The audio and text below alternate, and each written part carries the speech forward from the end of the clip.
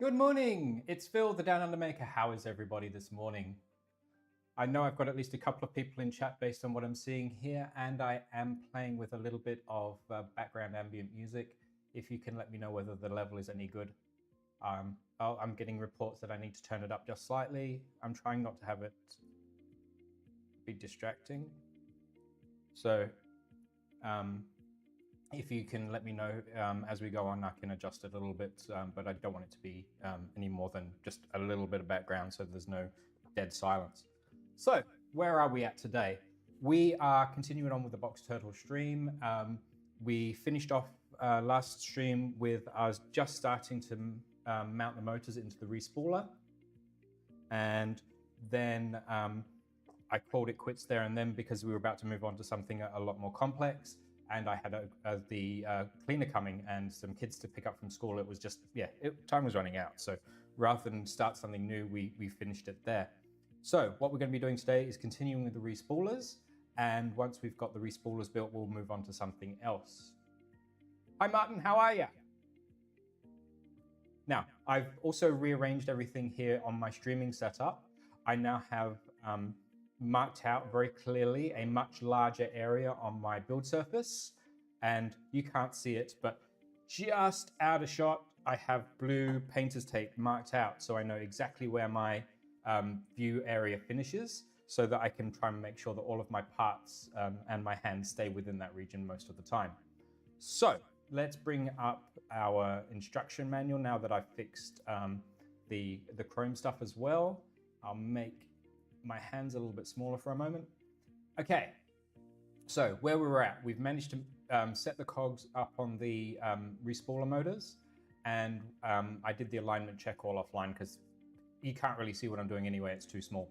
After that, I did a quick check to make sure that the bearings are fitting into the respooler housings, because I don't want to be sitting here while, I don't need to be sitting there while I'm smashing things in with a big hammer or anything like that. So, next thing. Oh, my koala's moved. There we go. Next thing. I've got everything laid out. I have got myself some super glue if I need to, if any of the magnets come loose on the arms. One of them was a little looser than the others last week, but I've got some super glue to deal with that should we need to. The other thing I did off stream, I moved all the hardware into a part sorter because I was losing things and things were wandering around and it was going to get very, very difficult. So I'm going to put the super glue there. We might need the PTFE. We're going to need these parts very shortly. I did test fit, if you can see, or maybe up here, the one of the clear PETG or translucent PETG parts into the fascia. And I'm going to need these little rings. And I just dropped one because I'm an idiot. I was hoping that last week would be the end of me dropping things, but it doesn't look like it. Fortunately, it hasn't rolled away. It's right here. But with me dropping so much stuff last week, I thought it was high time that I made sure that things can't roll around too much. So the part sorter's just off screen, and let's have a look at what we need to do next.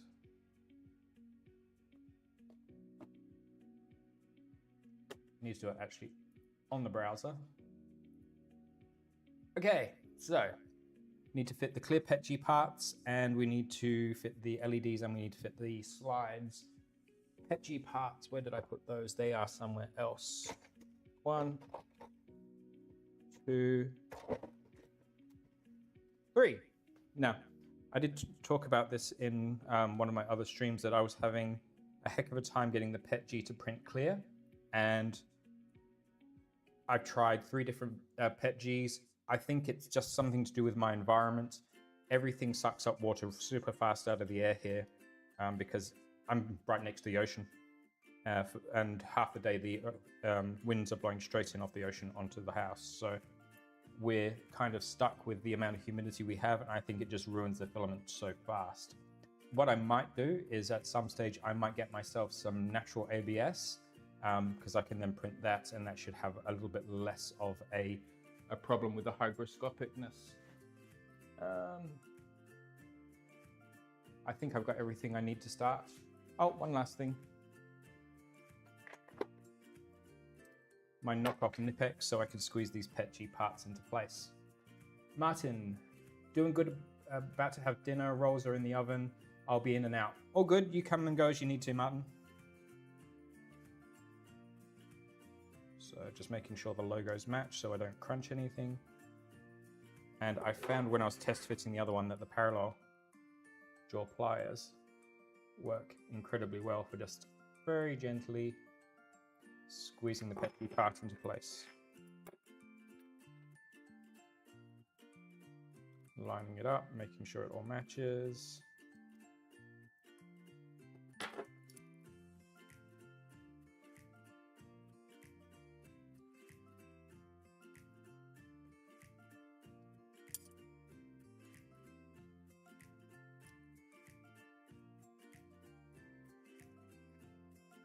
By using the parallel jaws, I found that it doesn't break the very fine.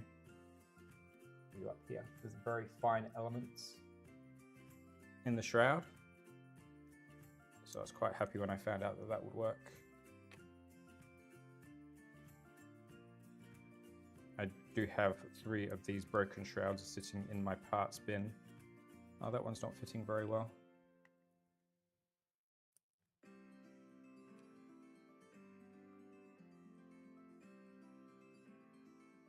Did I make sure it's in the right way up? Yeah, it's the right way up. That one might need some coaxing. So where are we at? We've got the diffusers in place, and now we need to fit the LEDs into the slides. So doesn't seem to make a difference which one you pick at this point, so I'm just going to go with it. Just being careful to shape the wires so that they match.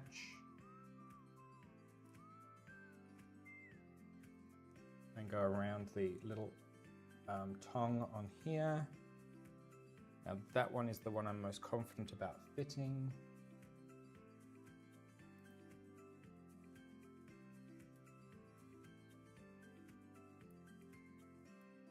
And it appears like you kind of twist it into spot. So place it in.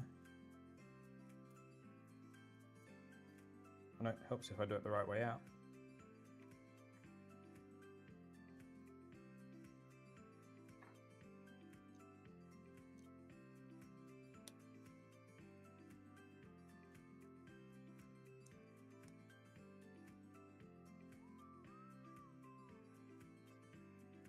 So it's just to simply press it into place. Trying to do it by hand, but I think I might need the parallel jaw pliers. Sorry guys, I keep clicking it off camera.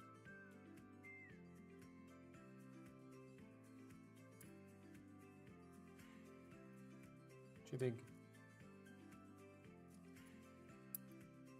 Still too big. I have to admit, I'm still getting used to these Nipex style parallel pliers. Now that just did not really a snap. It was more like a little plunk, like a little, you could feel it had seated. So I'm happy that that's actually in place. You can see hopefully the diffuser and the wires. So now we rinse and repeat that a couple of times. Another LED. Now, I have double checked. The LEDs are all exactly the same and they're just daisy chained. So this part, there's no need to worry as such in terms of which order that you do them in. Last week, I got myself a little bit lost and confused when I was doing it and didn't realize that I had to match some switches with some motors for the cable lengths.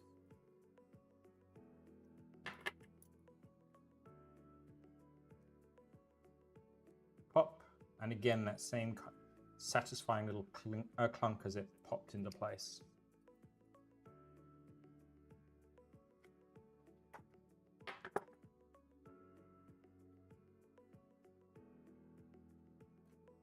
Now, with how modular these are, what I might do is that one with the Petchy that's not sitting nicely, I might end up not doing that part and coming back and doing that respooler separately so that I get it right first time.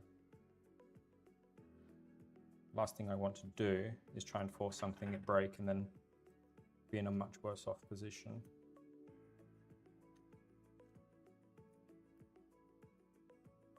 So again, all the wires are all bunched up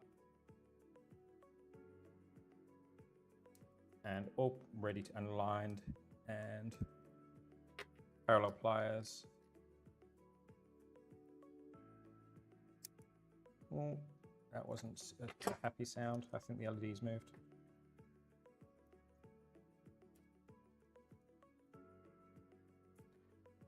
Now, if I was to damage one of these LEDs, I bought a panel of 100 of them a while back, so they're not difficult for me to replace.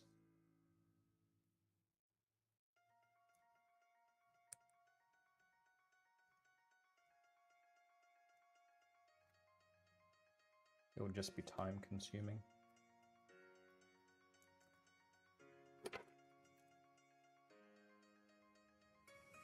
And again, that very nice little positive pop into place. Last LED. I'm going to take my time and shake this one a little bit more than I did the last.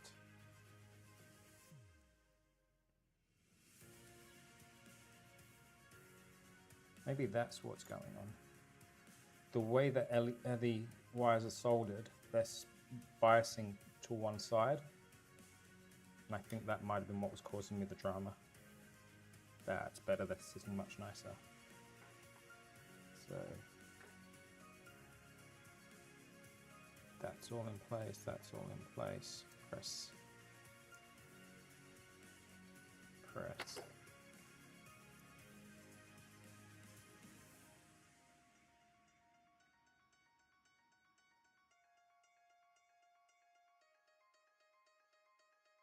Oh, that has gone in and it has pressed and it hasn't damaged the diffuser. So I'm happy with that. So we can move on to the next step.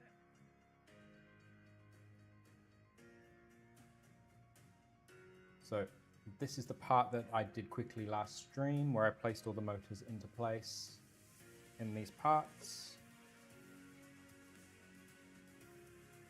Now hopefully my fingers should be showing a lot more clearly this week.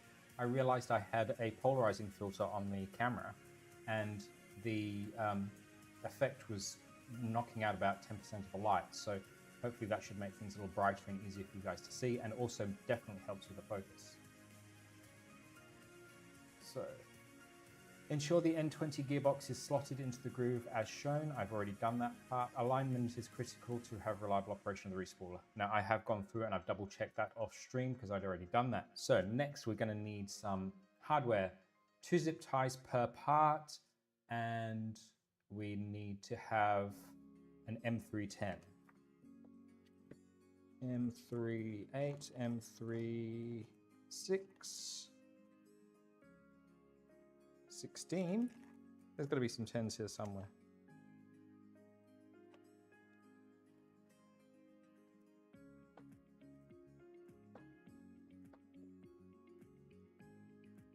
I sorted them so I wouldn't have this hassle.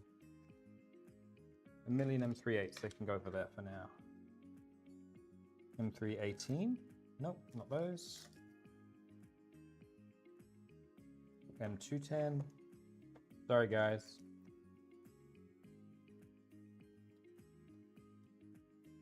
Am I missing something? Am I looking in the wrong section?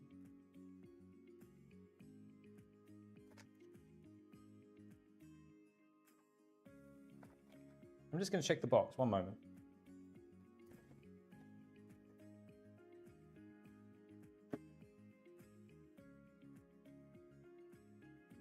This is very strange. I know I've got these. I've seen them.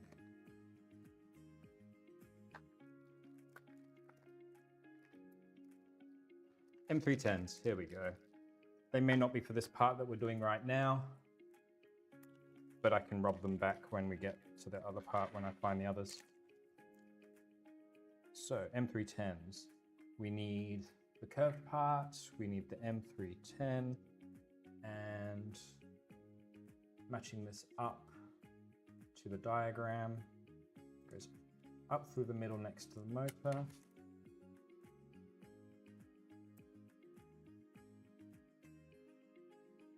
And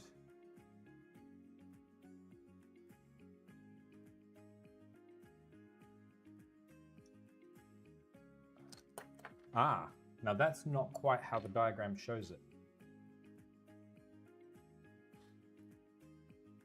The diagram shows it as if the part would bolt straight into place here.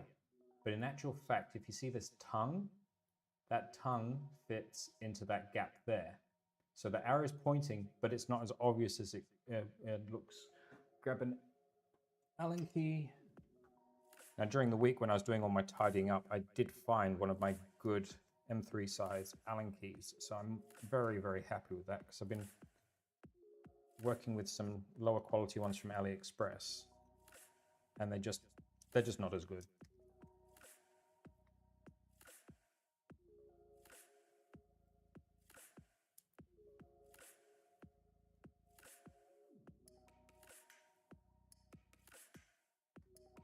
This is quite awkward to actually, there we go, that might be better.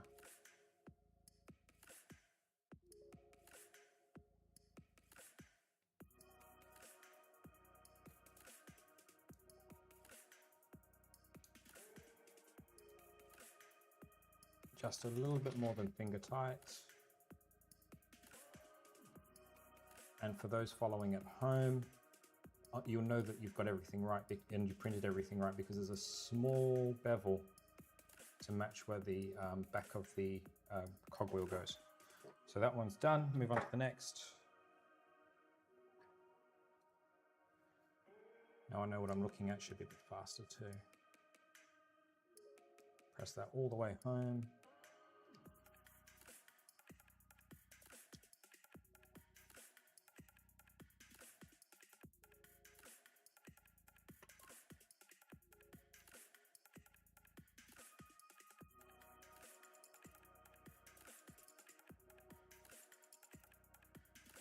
Hi Kegel.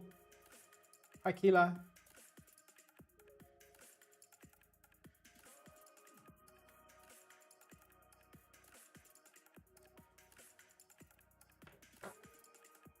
Keela, the first set of t-shirt transfers came back. They weren't as good as I hoped, so I'm going to make some minor changes. And if those ones come out all right, I shall DM you for your address details and I'll have them sent across.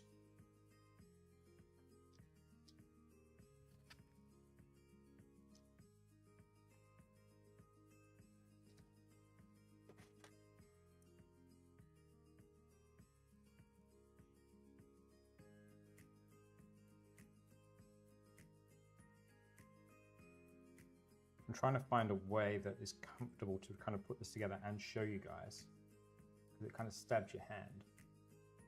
Something's not quite with this viewing portal. Give me a sec.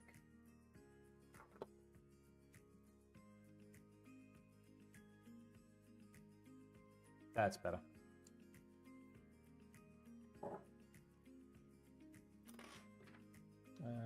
That one, and that one. So again, pushing the tongue into place.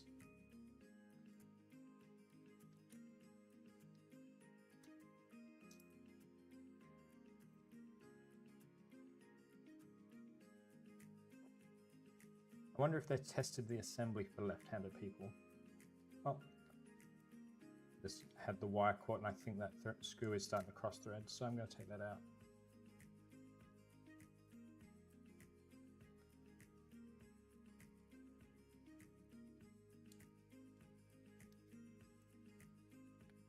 That's better.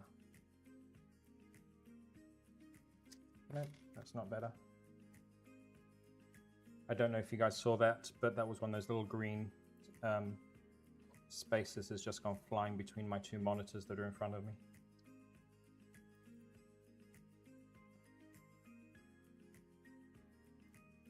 That's better.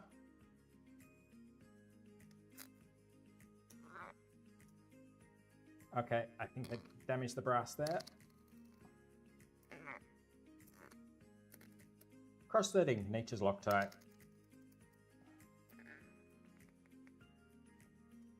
All right, that's in place. So, next is zip tying those wires into place.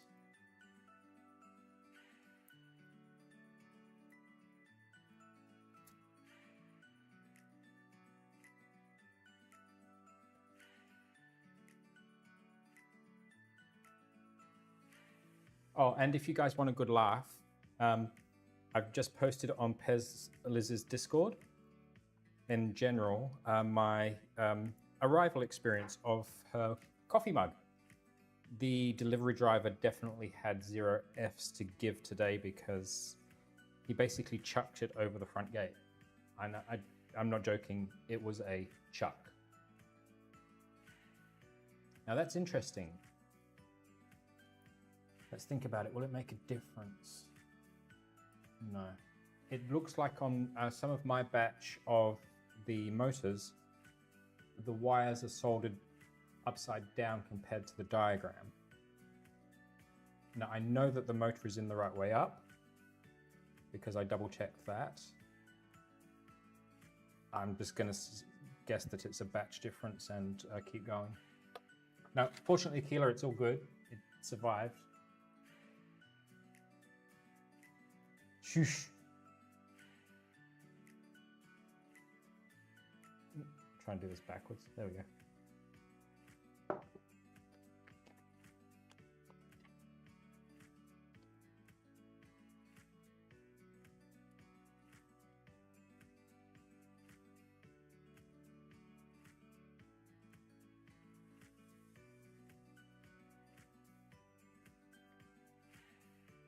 So, I am one of those people who likes their zip ties to all line up. So they go in from this side and out from out the other.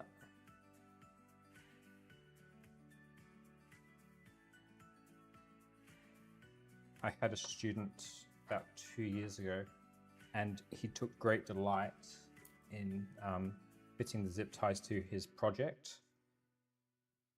Different colors, different sizes, and alternating backwards and forwards in the direction that they zipped. So I gave him 2 choices. He takes a C for what could have been an A-grade project, or he goes back and fixes it and does it right. He went back and fixed it. Now, do I need much of a cable loop, guys? Anybody?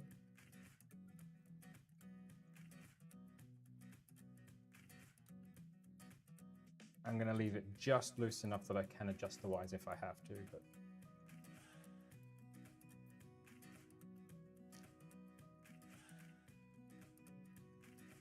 enough that it should hold the wires in exactly the spot they're supposed to be.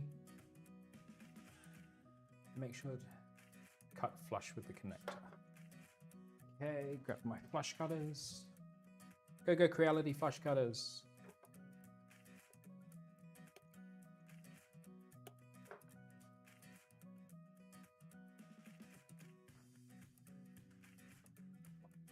One moment, guys.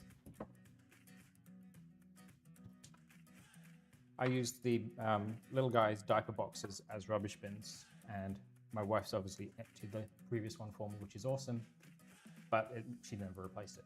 So we're at this stage. So again, another 2 zip ties. Now I have no idea if you're supposed to follow the color coding for the zip ties or not, but I'm going to, at least at this stage.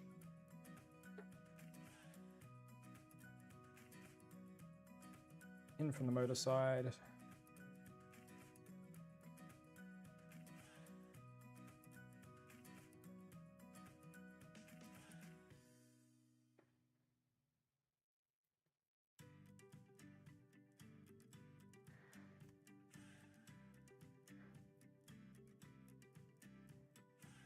Keela, the best part about that whole scenario with the student and the cable ties was, one of my colleagues asked me if I was being petty. I said, yeah, I am. But it's the pettiness of it, of him trying to bait me and him not having done what could be a much better job. That is the difference between an A and a C as far as I was concerned.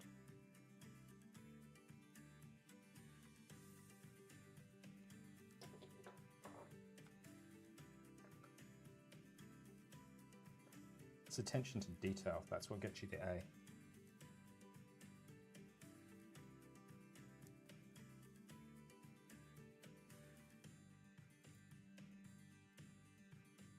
He decided he was going to make, and I quote, a cordial dispenser, which everybody knew because of the type of kid he was really going to be used for making cocktails. So he had a bunch of peristaltic pumps and some silicone hose that could suck the liquids out of containers and put them into another container in measured volumes. He claimed it was for perfectly mixing different cordials with water. And then he had to then use an Arduino to do all the motor control. It was a great project.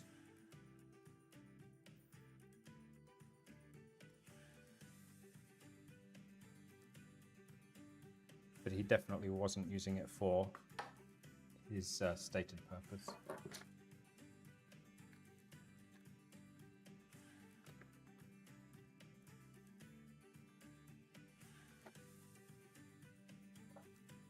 Last one. I'll trim all the cable ties at the same time. Oh, he's graduated now, Keela. He's somebody else's problem. Here, high school runs to year 12, from year 7 to year 12. So from age 11 turning 12 up until just turned 18. So he's now some university's problem, hopefully.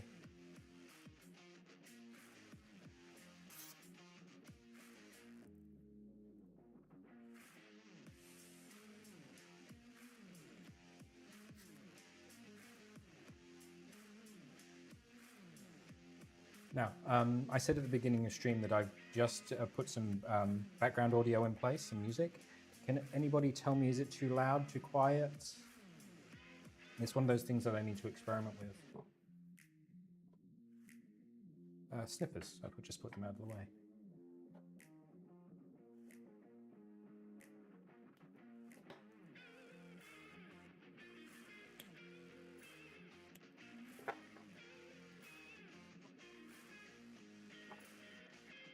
Now, if I have screwed up these zip ties, I've got plenty more in a stash.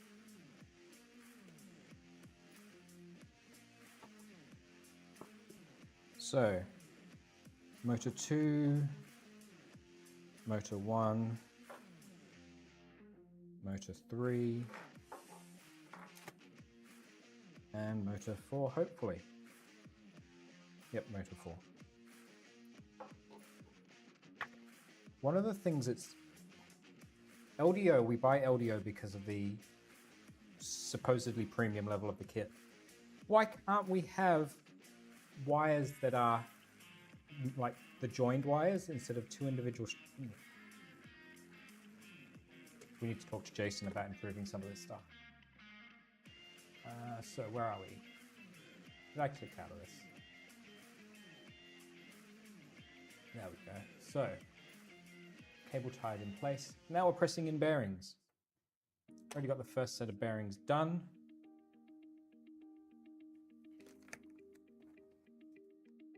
I have a hex tray with those bearings in. I know I do. There it is.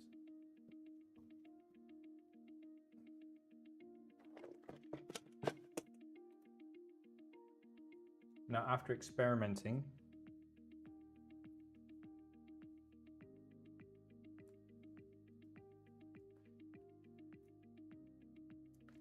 I found that if I just line it up and press, it pops in quite nicely.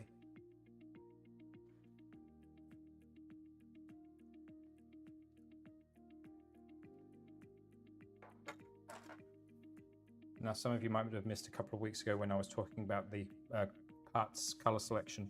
I got really close to completing all my prints, and then realized that I'd got horrible under extrusion on a couple of parts and had to redo them. So I ran out just of the gray. So 2 of the respooler houses are in green because I had no other choice. Finally got your network sorted, Bill. What was wrong with it?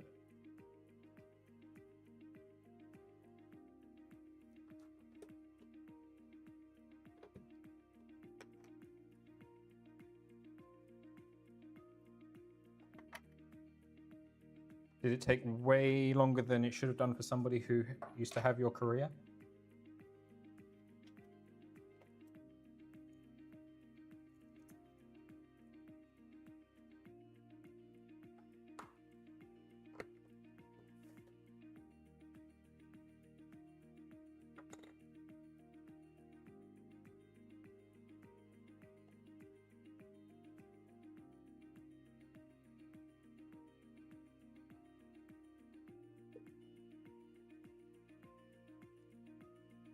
Oh, and a reminder for those who've been here since week 2, when I said I might have to have next Thursday off, that booking got cancelled and I will be streaming next week. So don't go anywhere, make sure you set it in your diaries. And I'm going to try my best to be a bit more organized and post up my upcoming stream details a bit sooner than I have been. So, bearings are all pressed into place. 1, 2, 3, 4, 5, 6, 7, 8. Now,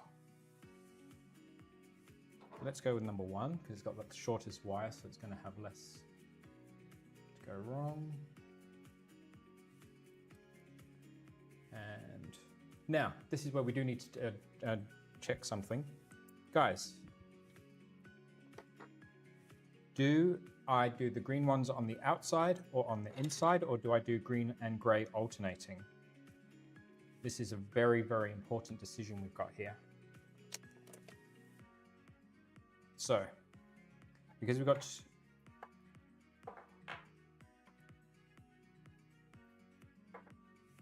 so what I'm talking about is we have greens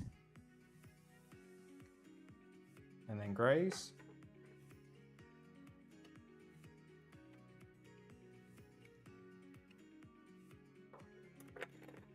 Do we have them like this?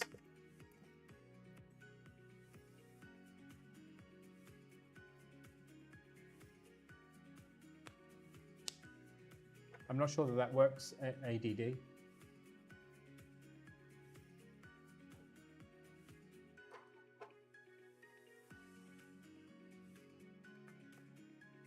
So I'm just going to pop this together so you can see what you'll see.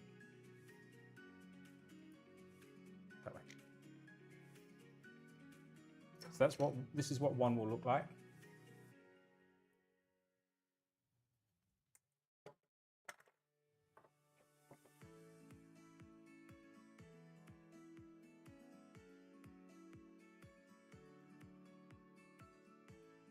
And that's what the other will look like.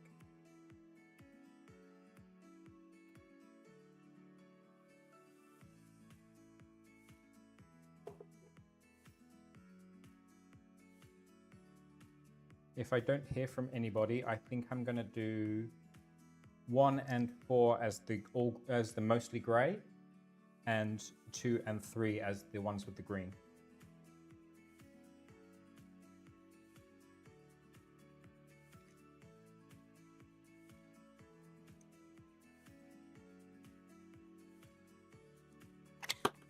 Maybe it was a DHCP lease issue or something, Bill.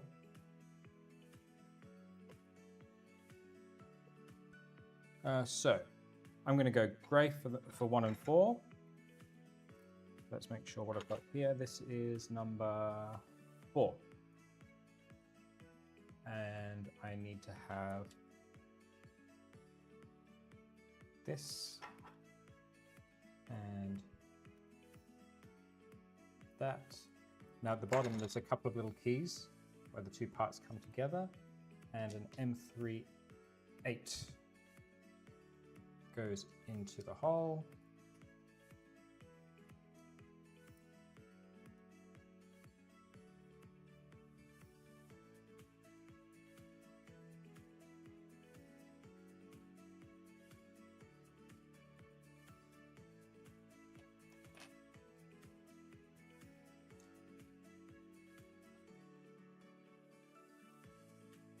So that is all in place. The cables follow through the channel nicely.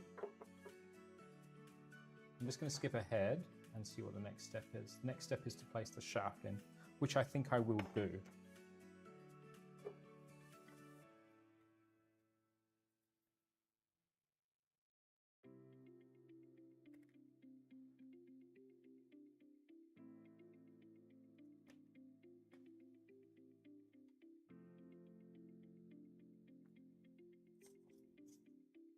Now I'm just going to place this right close to the microphone, see if you can hear it.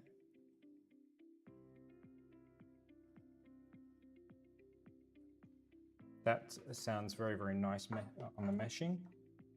So that's number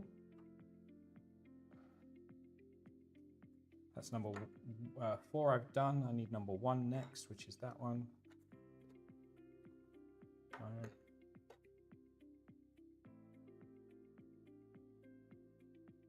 Just double checking there's no wires squished. Another M3/8.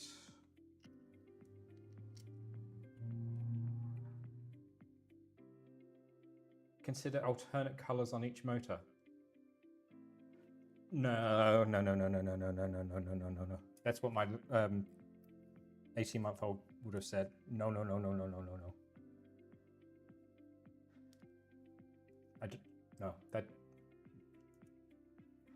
My slightly on the spectrum head just goes, no.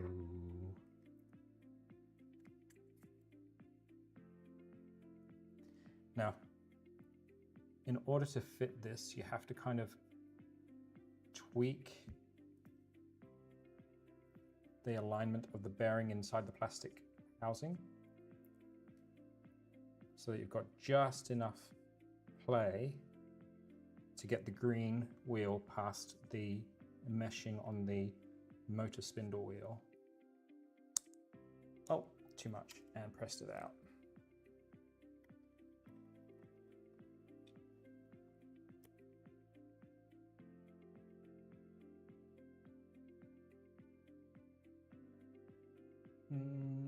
Bearing press tool.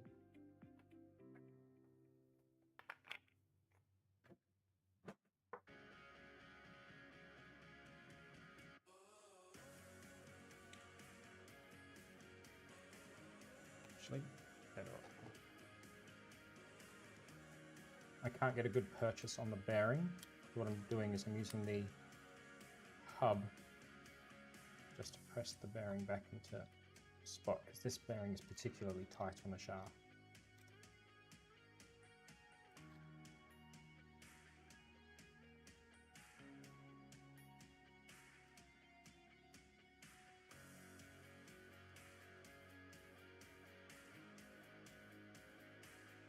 As an interference fit, this is one of the best you could hope for. It makes it so critical to actually press it into place. Let's see for a slightly different tolerance. That's better.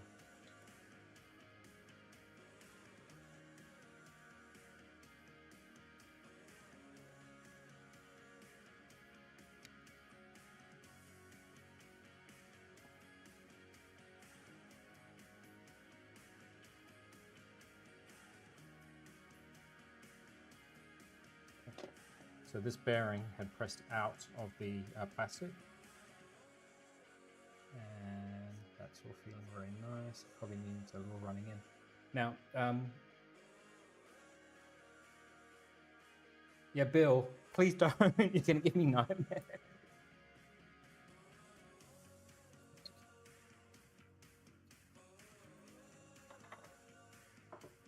Almost jumped ahead of myself. I'm pretty sure I've got to run a cable through that channel, so let's not do that. Shaft.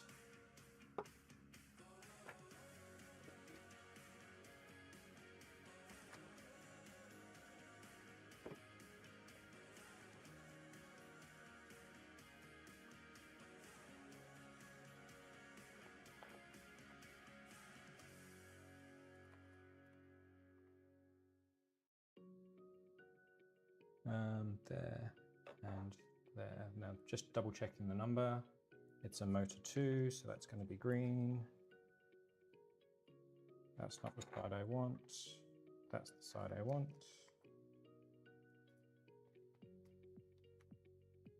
The motor just snugly fits into that half.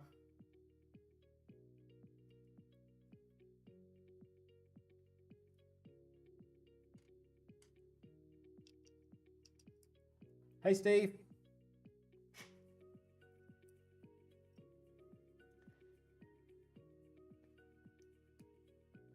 Now, how many of you guys got to watch the live stream that Big Tree Tech did from TCT in China?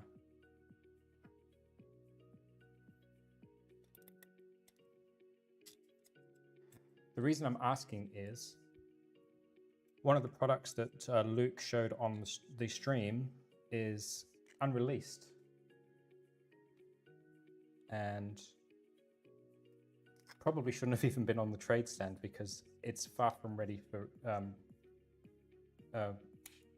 production at this stage. There's still some bugs that need to be ironed out. And I'm one of the beta testers for it. So sitting on the back of my Voron, and it has been for quite some time, is a special CAN bus and USB hub for printers. So I will grab that in a few moments and give you guys a quick look. Because after Luke leaked it, I asked and he said it was okay for me to give you guys a little bit of a look. Double checking again, yes, motor number 3.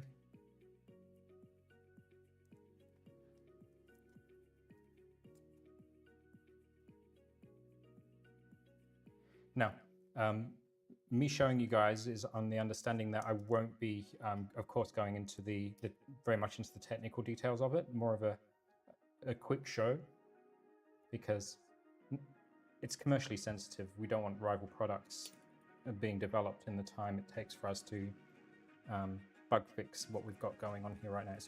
Could be a really awesome product.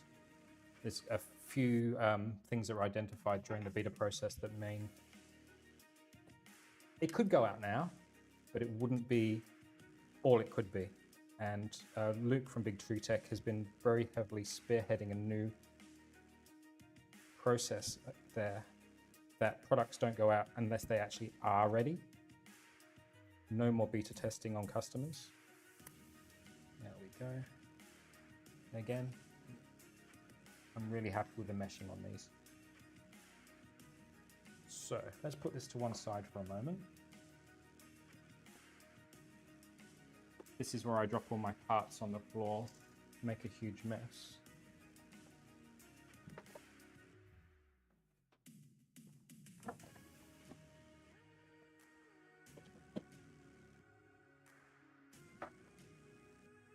That way.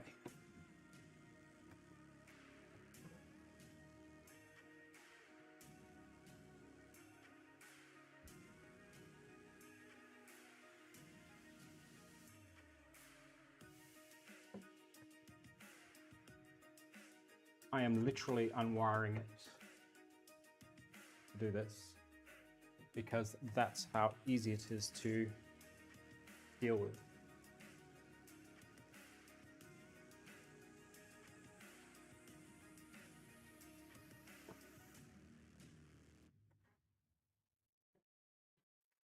Okay, this is it. Now, there's a good chance that some of the interfacing for the CAN bus will change to match what Big Tree Tech is doing with other things. But at this point, Wagos for the 24 volt power, CAN bus to match each Wago on both sides. The red and black, because this is a prototype, is the input. That's why it's marked separately. And then there's a 4-port USB hub, USB-C in, a USB 3 out, USB 3 low power out, and 2 USB 2s. And yeah, that's it. Oh, the switch, if you guys can make it out, is for activating or deactivating onboard power supply. So it can take the 24 volt power and power the USB hub from the 24-volt power. There was some hiccups and some of that stuff isn't working as reliably as it could be. So I said, I'm not happy. And that's the great part about being on this test. I could say to the guys, I'm not happy. I really don't think it's ready. And they took it seriously. It's this whole mindset change that they've got at BTT has been awesome. They've decided that if people who are doing testing and working with it every day as on this side of the product, as in a user, if I'm not happy with it, the chances are most customers won't be happy with it. And they're ready to just put it to one side and do some more development. I've been told that there's a new version coming in the not too distant future, and I've put myself down for that test so that I can hopefully have carry some continuity through and be able to provide that continuity from the old to the new so I can compare it. But what this is going to do, the reason I'm showing you guys, this makes connecting tool heads and other ancillary equipment so much easier. I am going to be able to, well, what I've just unplugged is the main CAN bus feed from the MCU board goes in here. Then CAN bus out on this one has been going to my SB2209-2040, and the this one here was for the Enraged Rabbit carrot feeder, but I can also have USB. So what I'm planning to do is use the USB for the AFC board, AFS board, whatever it's called in this kit, so that I can do that via USB. I have a cartographer on my toolhead, and there's been experiences where the cartographer and the box turtle electronics don't play nicely, and some people's cartographers didn't last very long. So rather than run that risk, I've got the perfect opportunity with this breakout to be able to plug straight into here and not have difficult wiring and not have to keep flipping the machine over. It's been amazingly awesome for testing various gear that BTT have been sending me to put on my printer and then take off again. So yeah, I'm not going to tell you any more about it because that would be starting to give technical details away. It's going to be awesome when it launches after it's had those few little tweaks. Now this case is not the official case, it's something that I made up before they did their official case. What you saw on the stream, if you saw it, was bright green and had slopey sides on it. My case is a little bit smaller of a form factor, and it allows me to bolt it to the top rail of the back of my Voron. So yeah, there you go, a look at a beta project that hopefully will be coming soon. And having taken, oh, my camera's gone walkabout. Don't know what happened there. So, back to it. So where were we? We've now got all of our spoolers all matched up with the shafts installed. That M3 screw is already installed. So now we have to put the other side on after feeding the LED lead through. So, where did I put my LEDs there? Both LED leads run through the channel.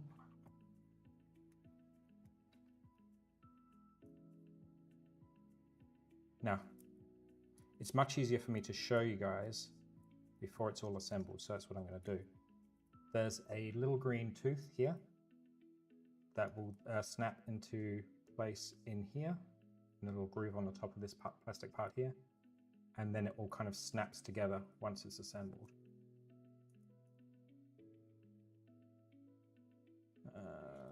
Number 2. So I need a green one. Let's go with the green. Let's go with number 1. There we go.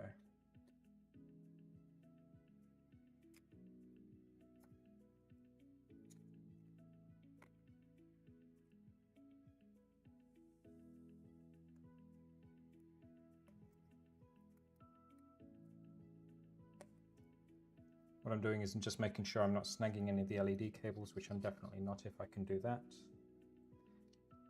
M38. Yes, M38.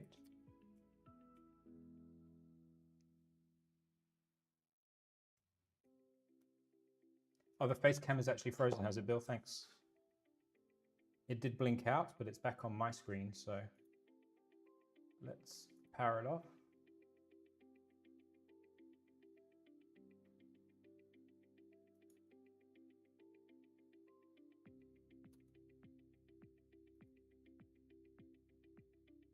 I'm back according to OBS. Let me know if that's undone it. Let me know if that's fixed it, should I say. So I'm going to keep going, just putting the LED groups together. So the LED cable into the groove and putting the part onto the shaft. Thanks, Bill.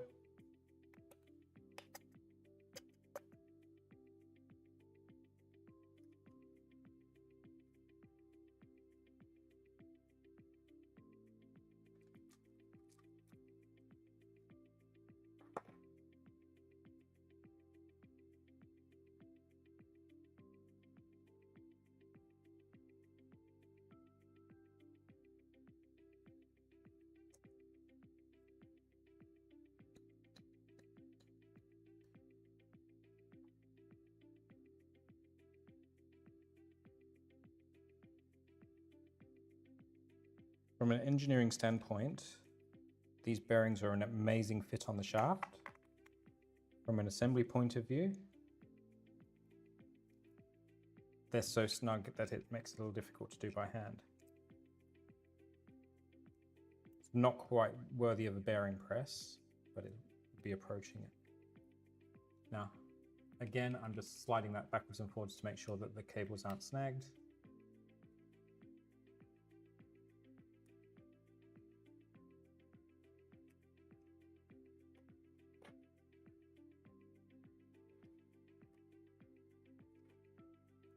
Yes, Steve, one of the reasons that the release pattern from Big Tree Tech has been a bit slower is because there's a group of us who've been saying, it's good, but can we fix this and this? And the new ethos of them fixing things before they go live, I think is going to help their reputation. I mean, Luke has been very clear on the record in public that he knows that VVD, when it comes, their reputation depends on getting it right, because that's going to be one of their biggest products ever, they're hoping for in terms of sales.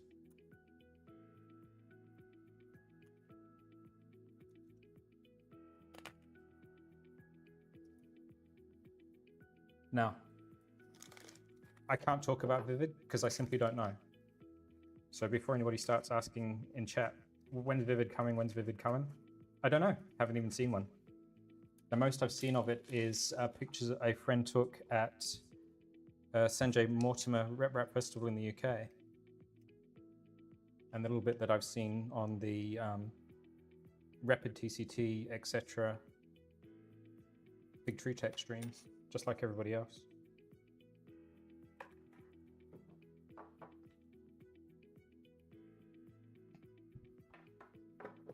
Last LED.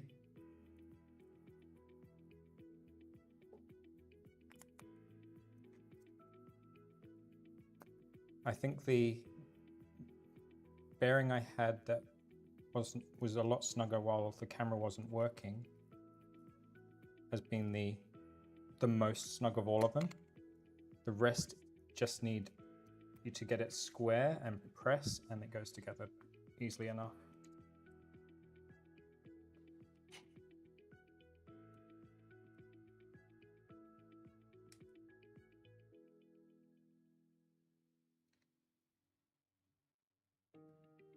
Now, if there wasn't polite company around, Steve would have been giving me hassle about the face cam and saying, nah, leave it broken.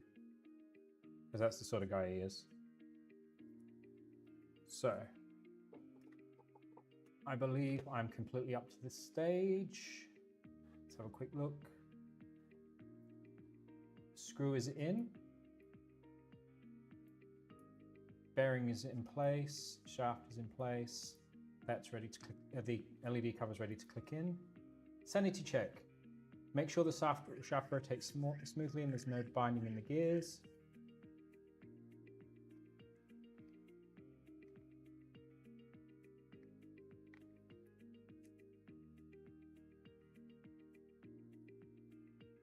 That one feels like it might have a little burr on the printed plastic gear that's going to need to be run out.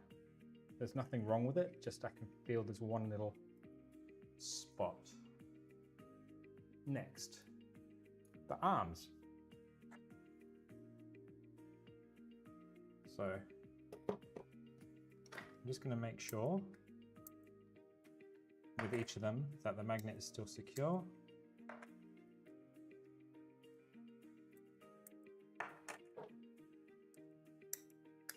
Yep.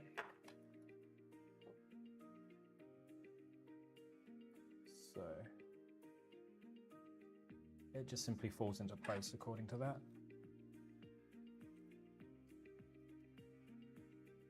Now I had deliberately left the screws a little bit looser than I thought I would need.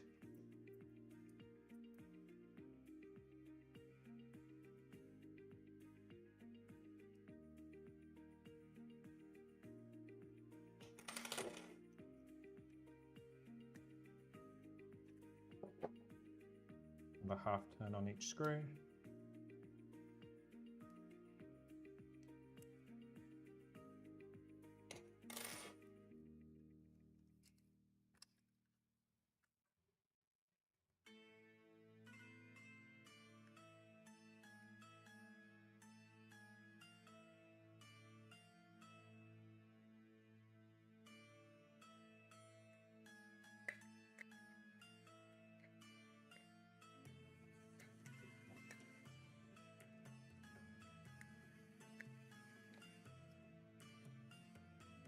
It's a little tighter than I know it's meant to be, so just give me a moment.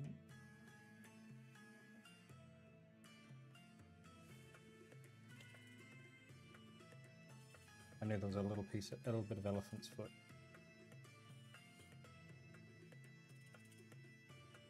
Yeah.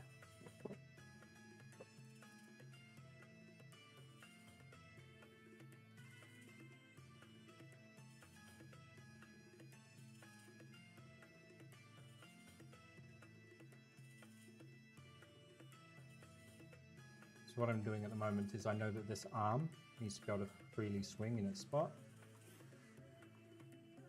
And I'm just calibrating that screw is probably still a little bit too far out.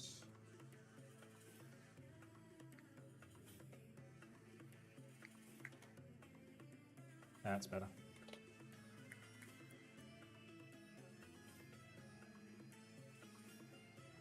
And next is the snapping into place process.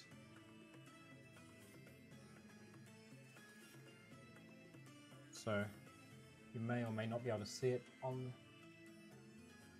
camera, but I'll try.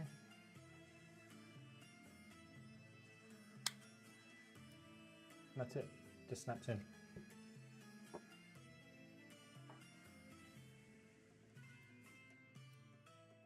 Oh, helps if I put the arm into place first.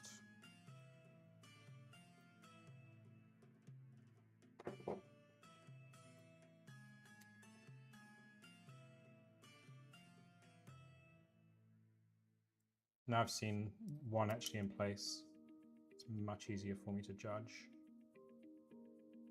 That's got a lot of elephant's foot on that.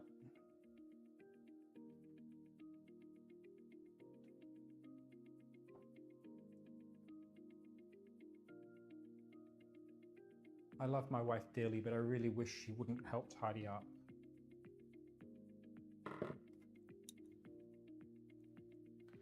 I know why she's done it. She's come looking for my box cutter, because that's missing.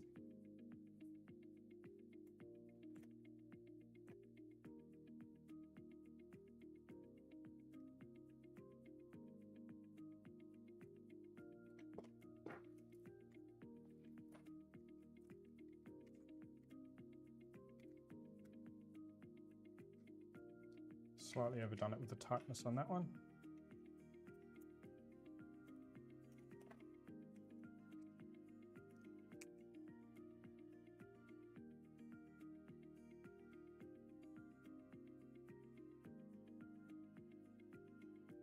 You were gone, Bill? We didn't notice, sorry. Again, notching in and click.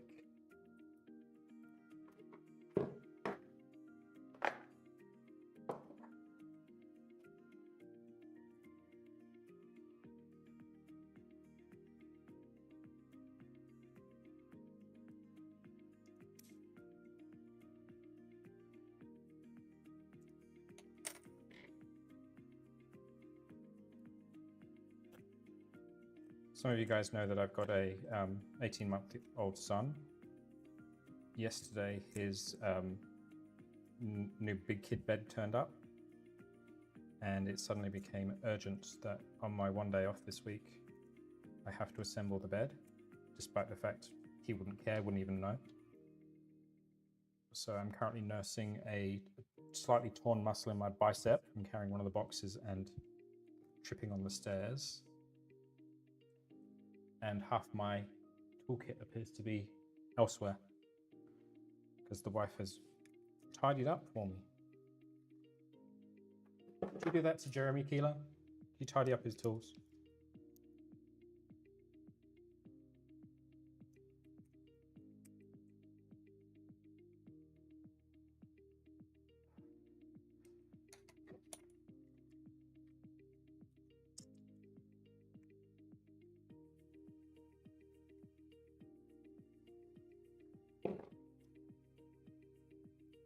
Sorry, I know I'm not talking as much as I normally dribble.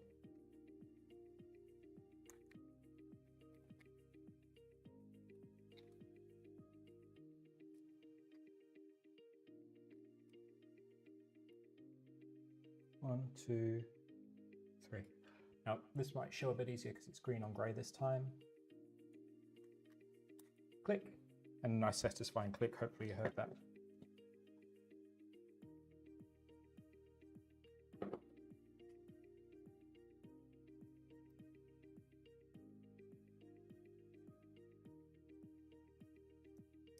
Maybe Keela's gone to bed.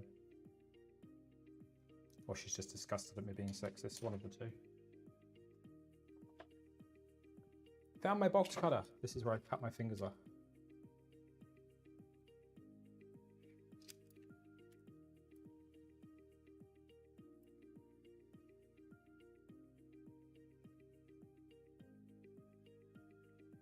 I know, cut away from myself.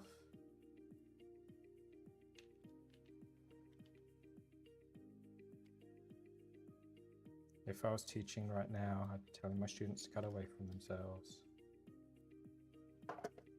But do as I say, not as I do. Standard teachers get out of jail free.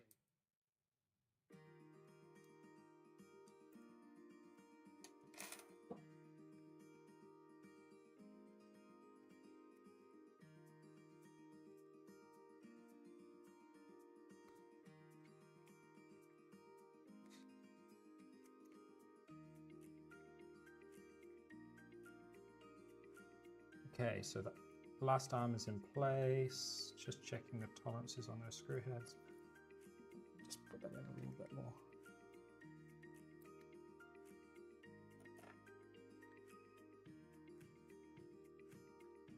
And last one, slot into place and click. So, next, sanity check. Make sure your triggers move backwards and forth freely and don't get stuck. That one is sticking just slightly. That's better.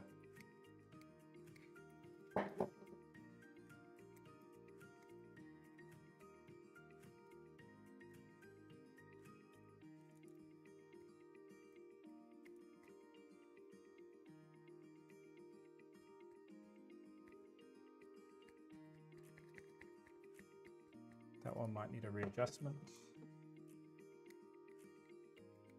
That one's fine.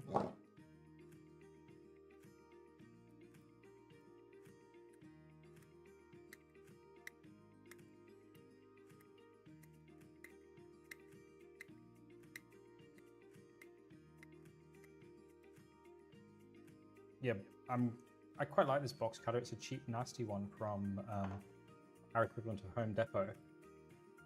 For those of you who watch Bluey Hammerbarn, or actually it's called Bunnings. And this one is quite nice. I think I know what's wrong. Yeah, that screw needs just a little tweaking.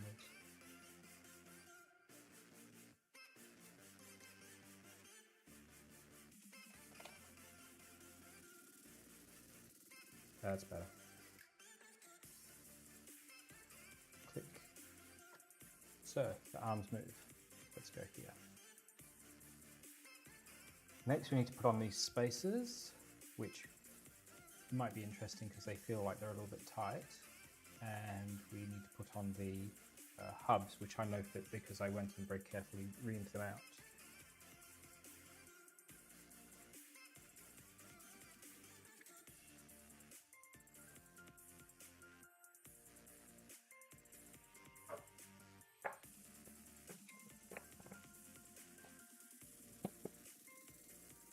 That might work.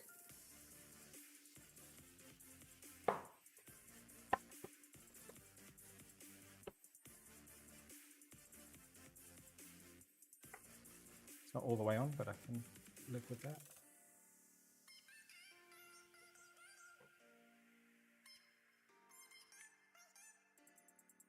And in a moment I am going to have to go off camera for a moment while I find that spacer that went walkabout. I think it was just before you got here, Bill. I was moving things and one of these little green spacers went flying straight between the two monitors.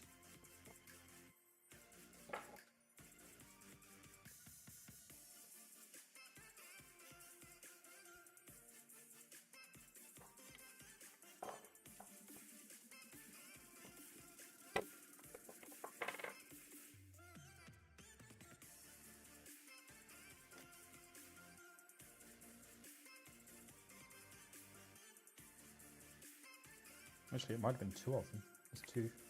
Oh no, there's one.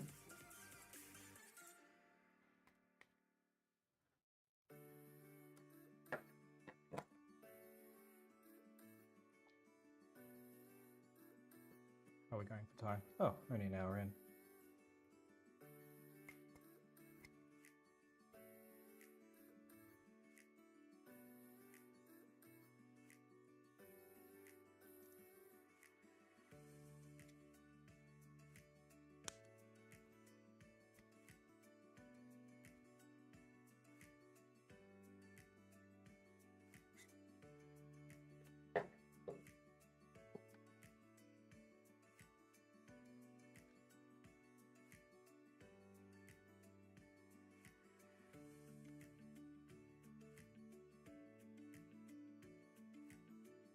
Okay, that's all in place. I should be back in one moment.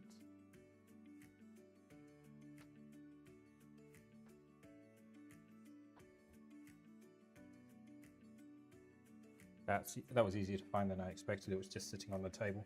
What I've got is I've got two sit-stand desks up against each other. The other one's got the camera tripod for the overhead shot on it. So, where we're at this stage. Green spaces, because that makes them nice, easy to see against the silver and the grey. All four units have the spaces in place, so now we need the hubs. Now, I know some of you guys have built these before. Is it easier to put the screws in before I put them on or not? Because I was looking at the order of operations and went, that might be easier to do a different way around.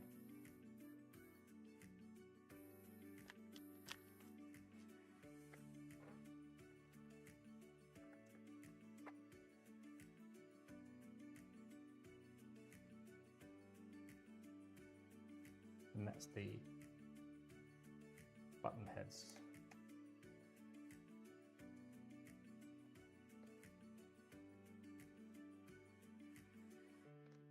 And 3x6 button head cap screws and 16 odd.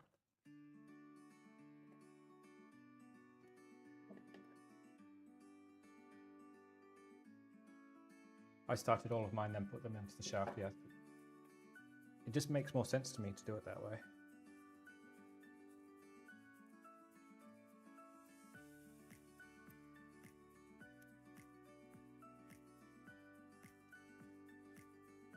You guys have seen just how bad I am sometimes at dropping things, so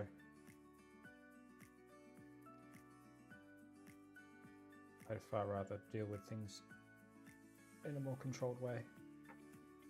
So 1.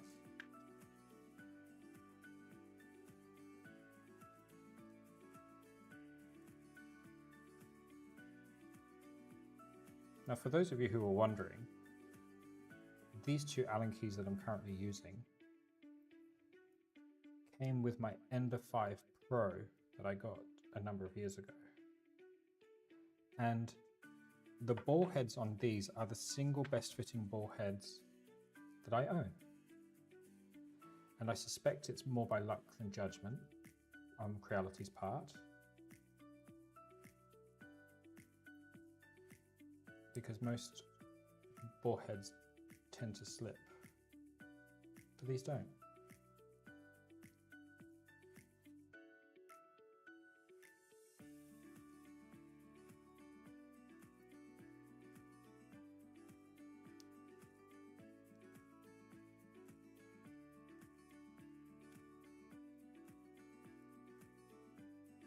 So what I'm doing is I can just see the heads of the screws out there, inside the hole, and that's where I'm stopping. And I can just see it so that I know it'll still slip on.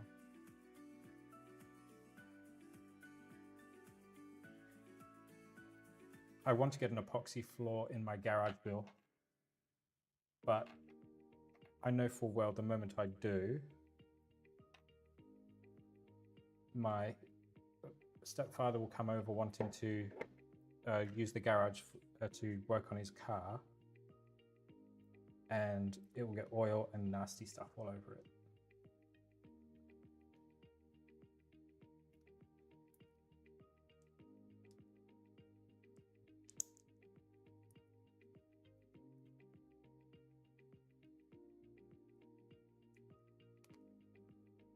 Is this bad heat set number 2 for the kit?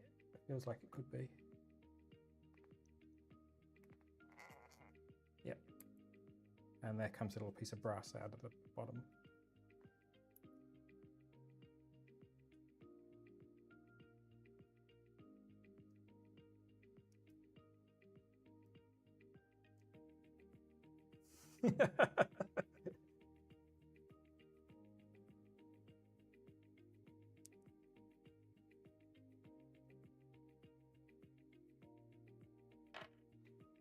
One of the big things about doing that sort of coating here, Bill, is because Steve and I are relatively close to the ocean, the moisture content in the concrete never really drops low enough.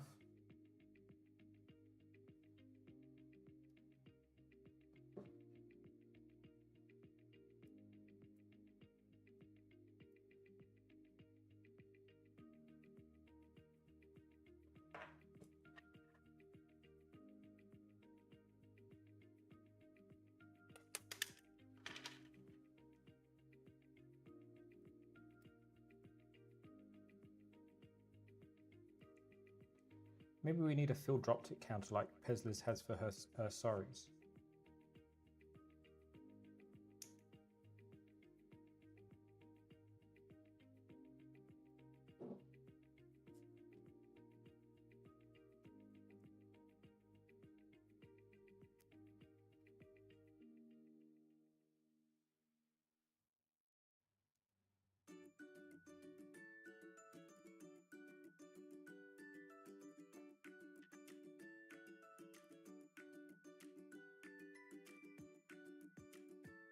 One, two, three, 4, 5, 6, 7, and it's in my hand. Number 8's here.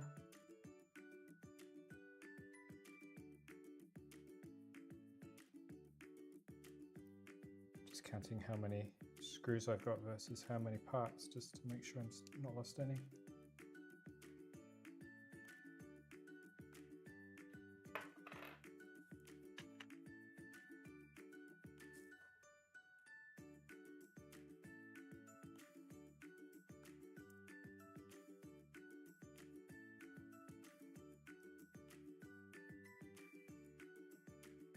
Yeah, there's no way they would let that happen here. grinding anything that could release silica dust is all but banned. We can't even get the fake stone bench tops here anymore. They banned the import.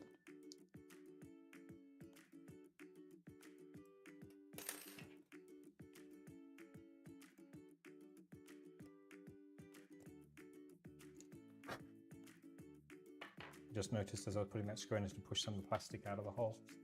So where are we at? We have 8 of these.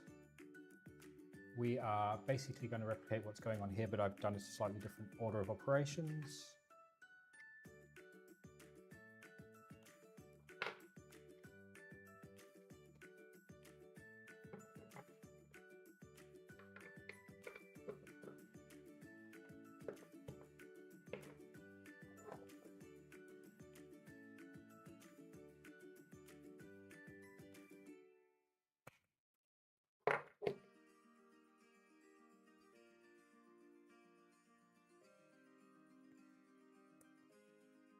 There's a very poor appetite for that sort of stuff here, Bill, because of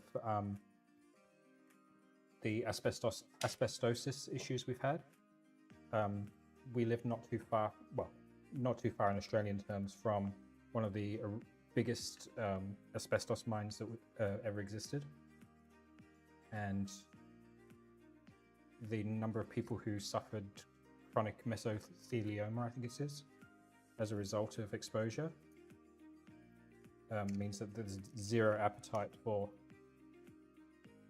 anything like that here.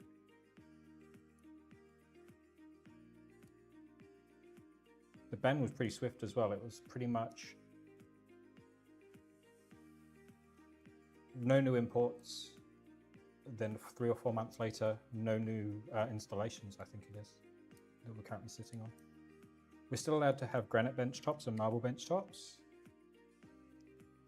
because that's not silica as such. But all of those fake, I think it's called Esser stone bench tops, they're not allowed anymore. Now I'm not over tightening these, it's just to the point where I can't turn the two apart.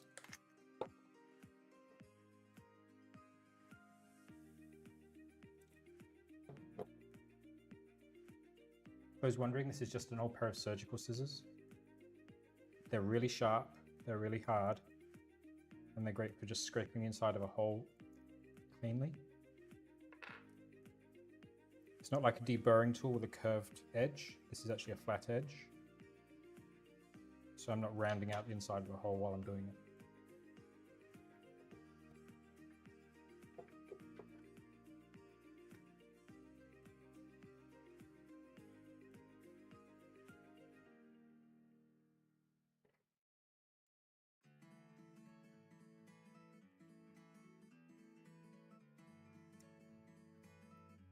Sorry, I keep pulling this out of vision. Hopefully I'm better than I was last week.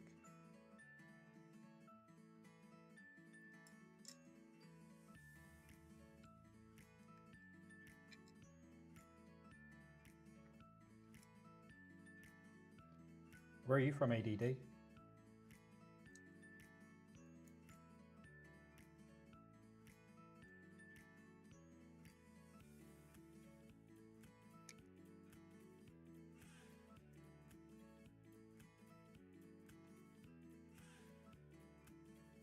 Maybe I know you from a different name on a different platform.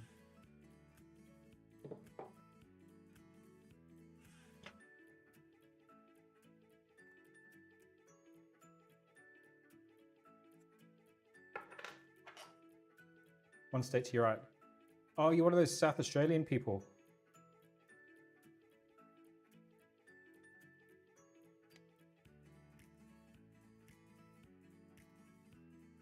It's not even necessarily the people per se, it's the workers, because people who end up in jobs processing the stone quite often are relatively unskilled. And as a result, they don't necessarily know that things are bad for them. Hi, Brock. Like my father-in-law, he died from a cancer which is almost certainly related to silicosis. But he worked on fake limestone retaining walls for a long time, cutting them with a dry saw. Also didn't help he smoked like a chimney, but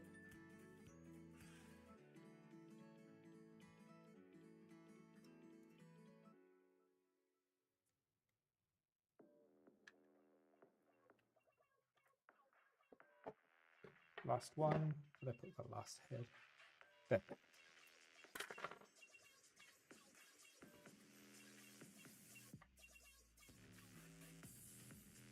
Now I have to admit I did cheat on you guys a little bit with this.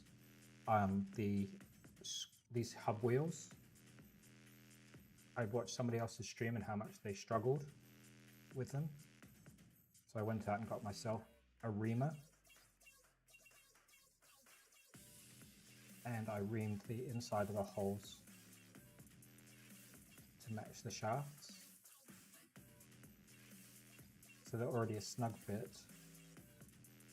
but they were no longer a tight fit.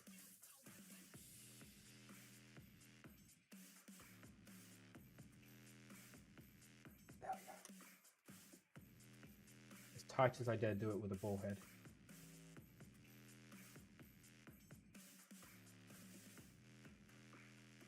Exactly, ADD. You have to gotta look out for the people who don't know better. Put that blade away before I do something silly to myself. And all four are now up to this stage. We have all of that in place. The arms are hanging out the bottom. Cables are hanging out the bottom. Covers on the top. Tires!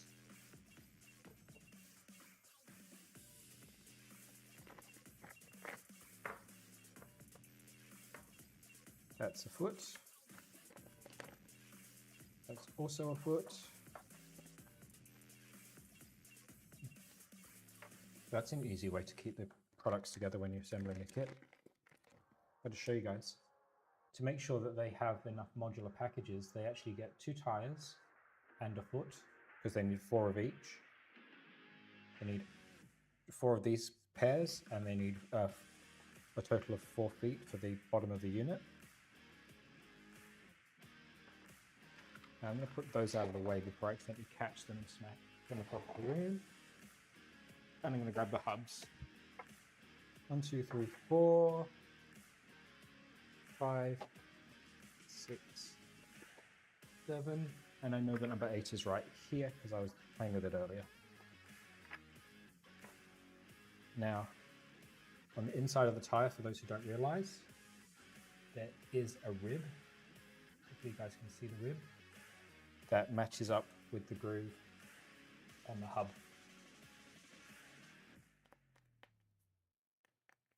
Now, some people say that they had to warm them up to get them to fit.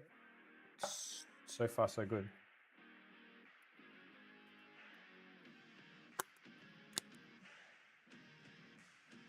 Again, that fit no problem. It's quite a satisfying clunk if the rib on the inside of the tire goes into the groove.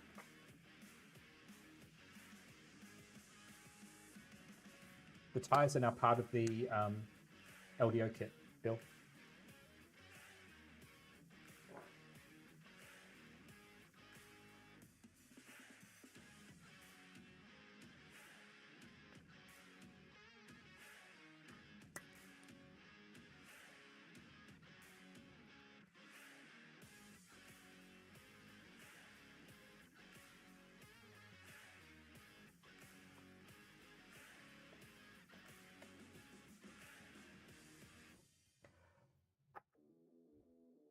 Steve's in an industry where the bulk of his staff know that he's stuck with them because he can't replace them.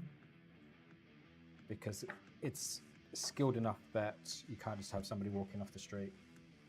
And they don't really give an F about anything that they're doing. And they smash up all his phones. Hey Brent, what have you missed? You missed me showing off a super secret Ninja beta product.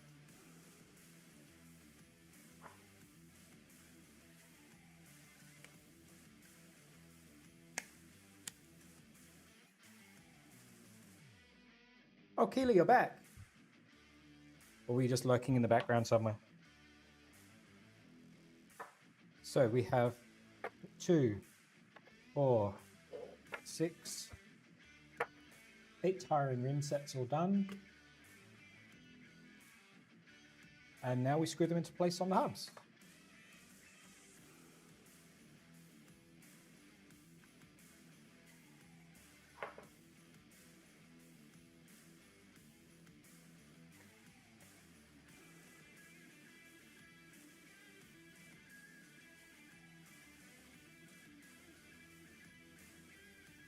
Done.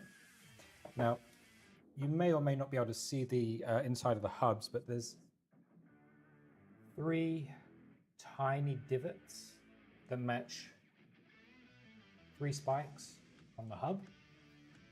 And it's designed so that when it's tight enough, they kind of click into each other. And that's how you know that it's all tight. And done.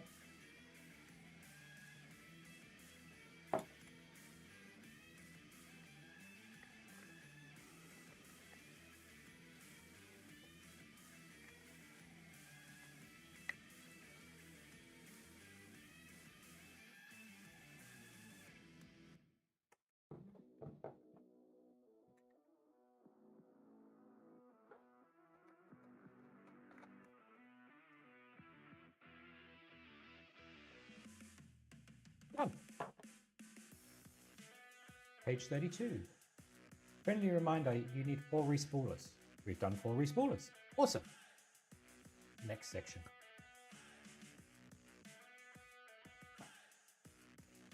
This is the turtleneck. For those who weren't here, I've already done this part. I was doing a whole bunch of heat set components and it just made more sense to do it then. Now, when I put this together, I found that the neck inside had a little bit of over extrusion on one edge.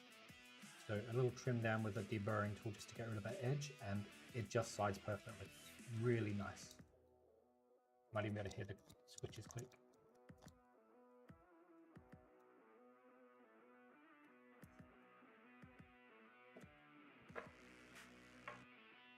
Now 1, 2, 3, 4 tires are going back in the box so I don't lose them. Just quickly go through this. Already done that, done that, done that. So next section. Before we continue,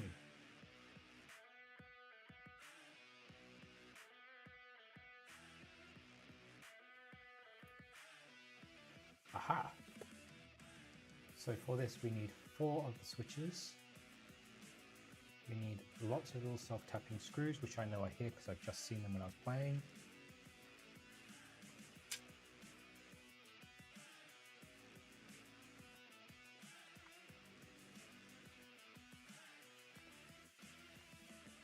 And 2x10.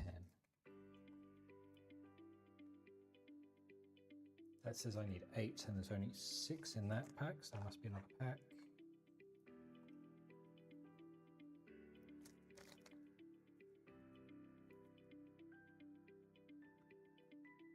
And 2x10 times 15 pieces. They are all the same. So I am going to put the 2 bags together because, actually, I'm just going to take 2 out of that.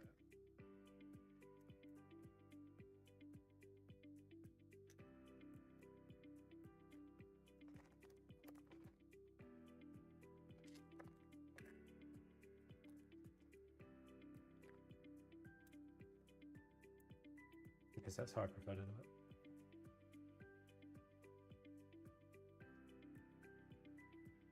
Okay, just catching up on chat here. Brent coming in. Steve talking about building an MMU.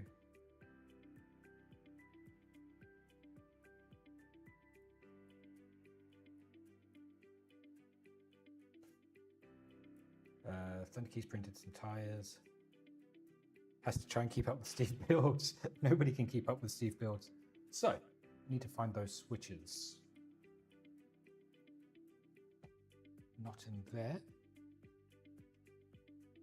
Might be in the cardboard box. Where did I put the cardboard box?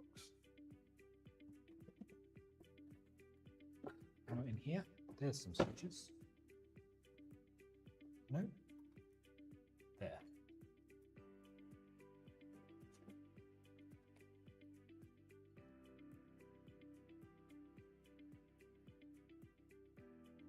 So, it looks to me like we need to shuffle this because that's constantly in the way. No, not that one.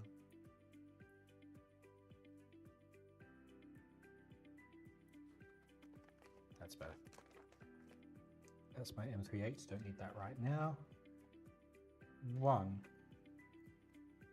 2, 3, 4 switch mounts. Or, as it says here, feed trigger retainers. Switch. Now it doesn't matter at this stage which one I do where, so let's line this up nicely.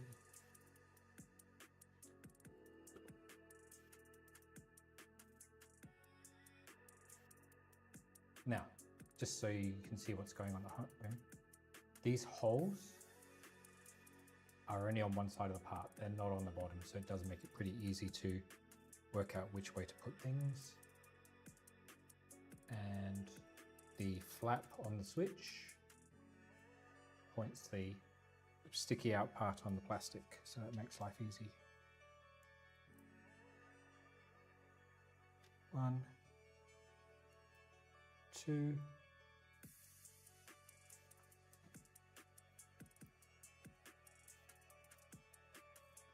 now the ball head on this tiny one is pretty woeful, so just using it to get things started.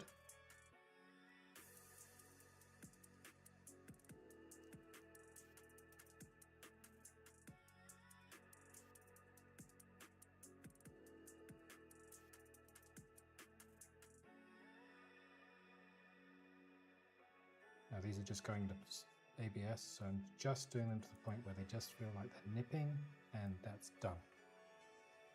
Number 2, make sure the switch flap is the right way around.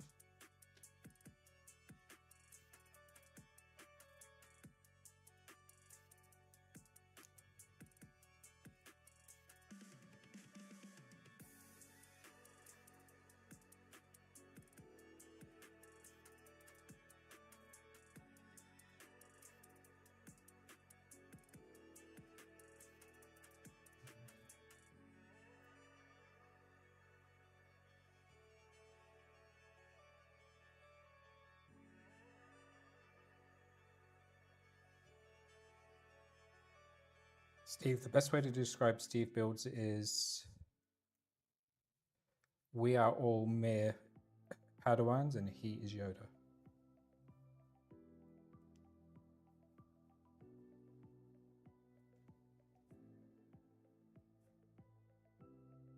Well, that probably made Bill choke on his coffee.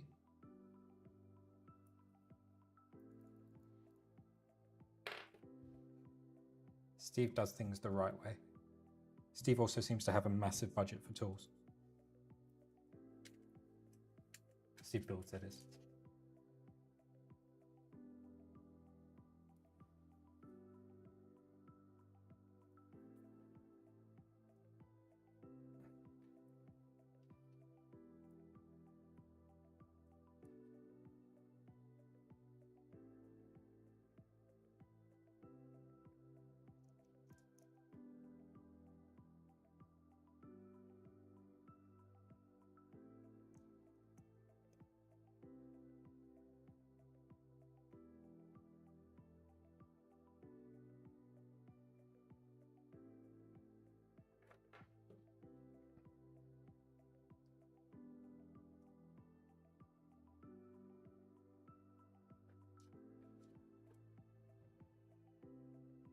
If Steve Builds ever had to move house, he would be better off just paying people. because I would not want to be the one trying to deal with just his tool collection, even without his toys.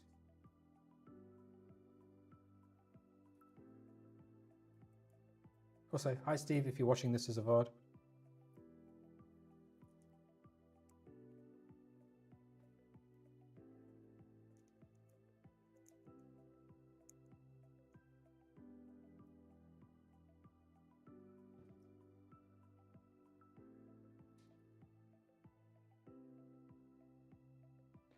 Yeah, it wouldn't surprise me if he's up to 30 or more. I suspect Daniel Modbot is probably not far short, and we know that Canuck Creator's in a similar boat. If I ever get to that sort of levels, my wife would kill me. But I think what I'd be doing is starting to donate those printers off to maker spaces and that sort of thing. There's a bunch around here with guys who have had troubled pasts or have retired and need something to keep their brains going.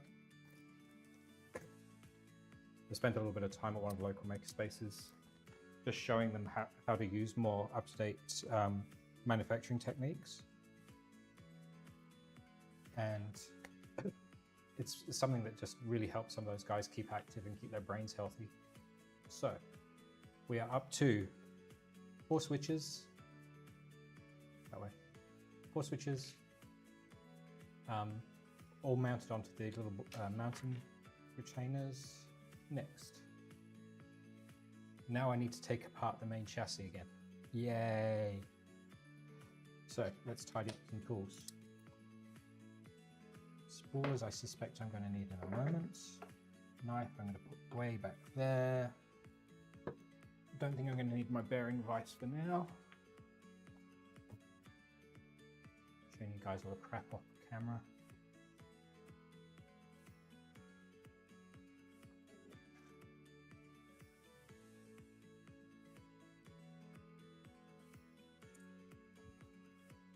Right, that one can go there too. I'm terrible for putting tools down and not remembering where they go. As much as I say my wife is helping me tidy up, I know I need to do it more myself. So I printed, can you guys see this? Might be too far away. Little rack that goes on my Ender 5 where all the Allen keys live. It's nice and handy if I need, or I can just grab. So, I need to grab the chassis, which is in the cupboard.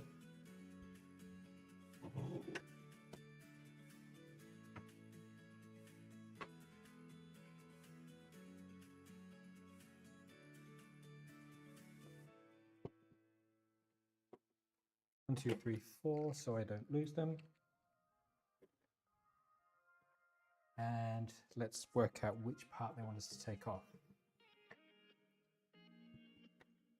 There's the exit. Means for you guys, this bar here I need to take off.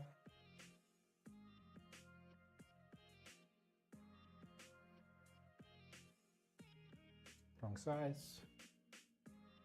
Oh, hello puppy. I have a beagle come to see me.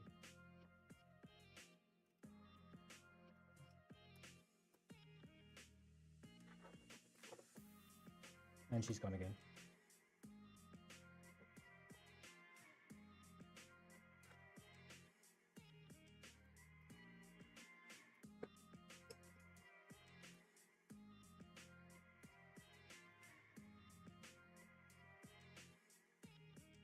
Trying to get it so you can see it on both cameras.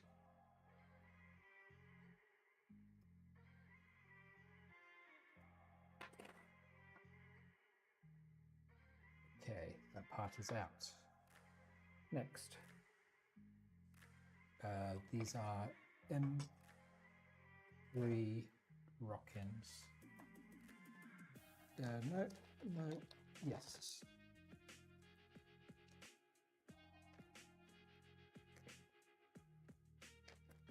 That seems odd that you would need to take the extrusion out bit Rock-ins. Is there more to it than this?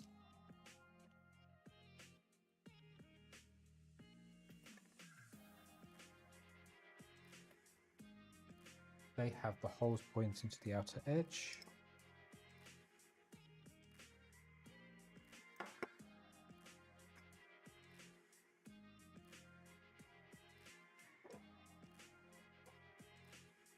Sorry.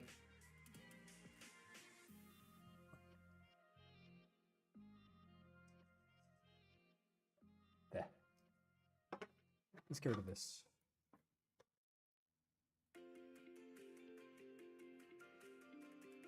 So, next. Oh, we're working on electronic. Didn't expect that. That is here. AFC Lightboard 1.0.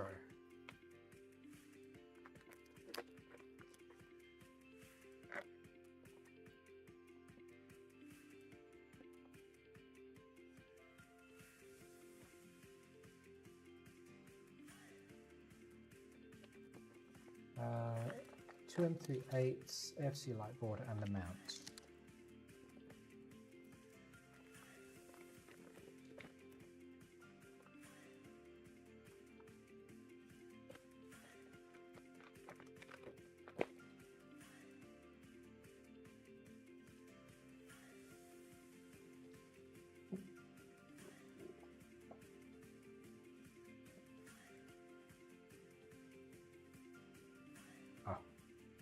For those who wondered what fell out, it's just the Type-C port cover. Put that back in for now. So, what does it want us to do? It wants us to mount the board.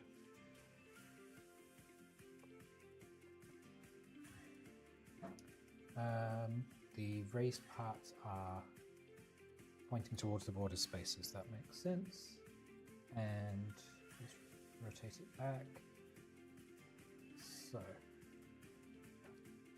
that points to the driver's side.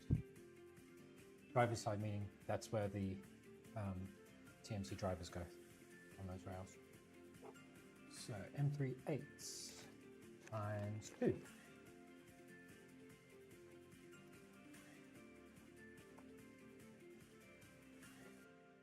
Put that with the 2 screws.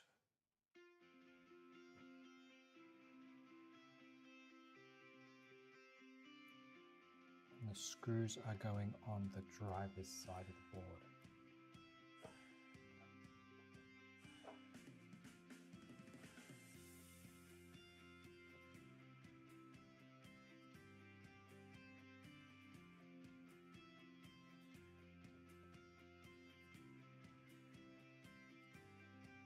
I feel it's much easier to connect everything and then tidy the results by doing that. Okay, so I'm going to mount it onto the base. I was also thinking it's probably time I did the flashing of the board as well. Flashing it outside seems to be a lot easier when other people have done it that way.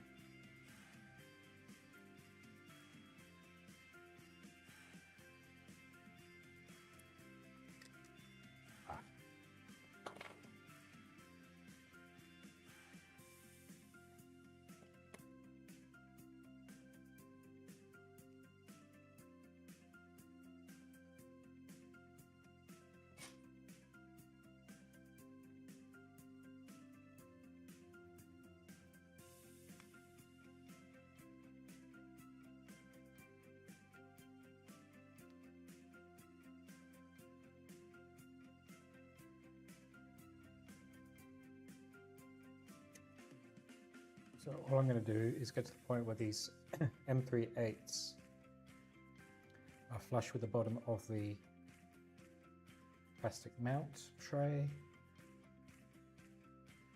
just so all the pin stems don't scratch the bench. Stop. If you have not yet flashed your AFC light and paired it with your printer, now is the time to do so. I am not pairing it with the printer because I've just taken off the beta unit, and connecting all that up is going to take way too long, but I will flash it for CAN bus, which I can do easily enough because I have the spare USB port there. So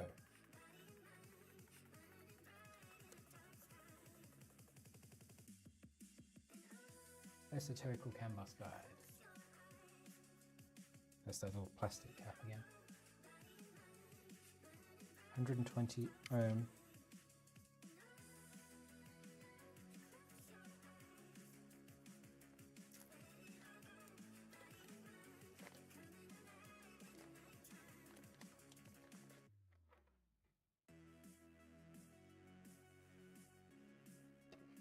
Sorry, that was just off the edge of the screen. So I'm just putting the jumper into place for CAN bus. Actually, I'm not running it on CAN bus. I'm running it on USB. So I can skip that.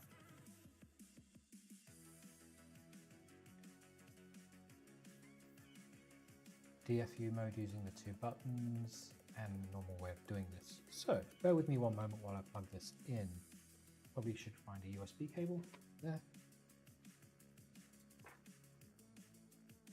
Powered. Now, switch is currently pointing towards the CAN bus port, which is 24-volt power. Swapping it to the USB power, which points towards the USB port. You might be able to see this on the screen, but here I have a spare USB cord that I normally use for my camera. So that is what I'm plugged into.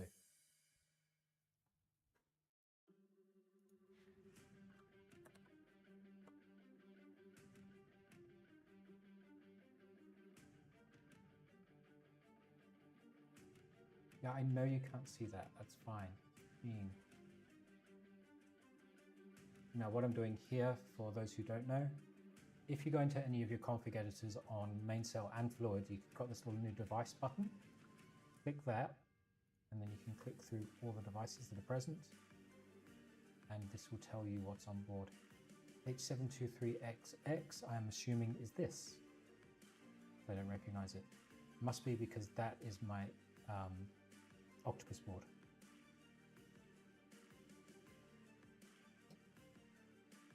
And it's a 723 processor, so that makes sense. I just realized I need to trim the legs off the bottom of that switch as well. Let's do that now.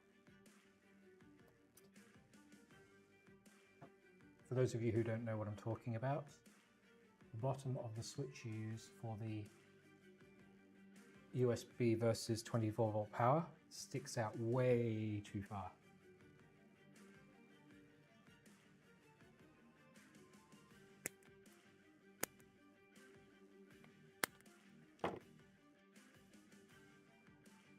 Don't worry, I did a safety squint.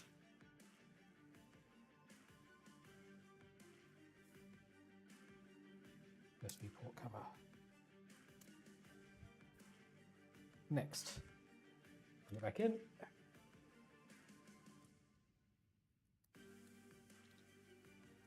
Don't know if you can see that, but there's now a little blue light on the board, so it's getting power. Refresh. And the board is present again, so that's fine. Close that. Close that.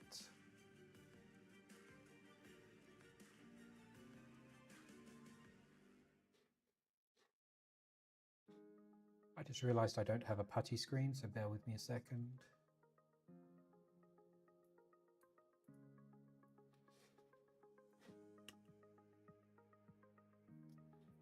Add a screen.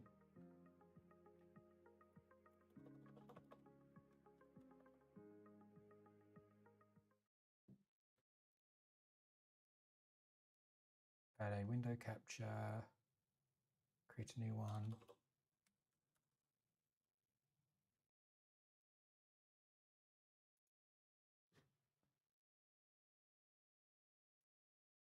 Okay.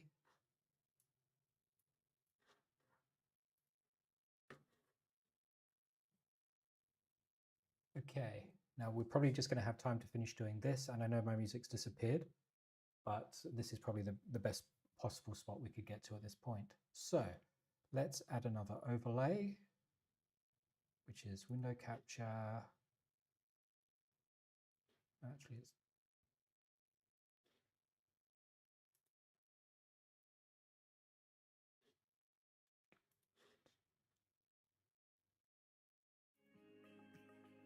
it is window capture, okay.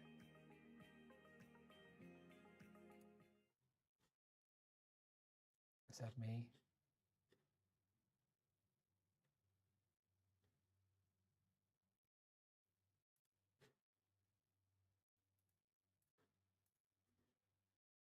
Let's get rid of me a bit.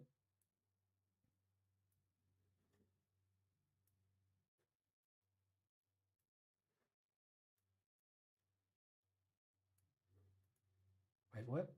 I think I shrunk the wrong window. There's me.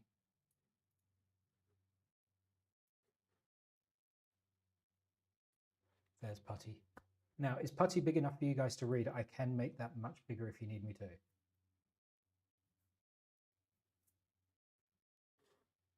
fact, let's do that anyway.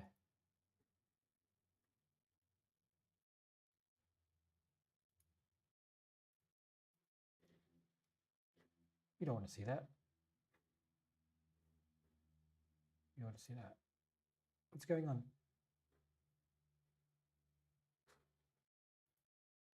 That's better. I'll change that another time. What I'm going to do is I'm going to make the font a little bigger and easier to read. The thing that really annoys me when people do Putty screen demos is you can't see what they're doing because the font is too small.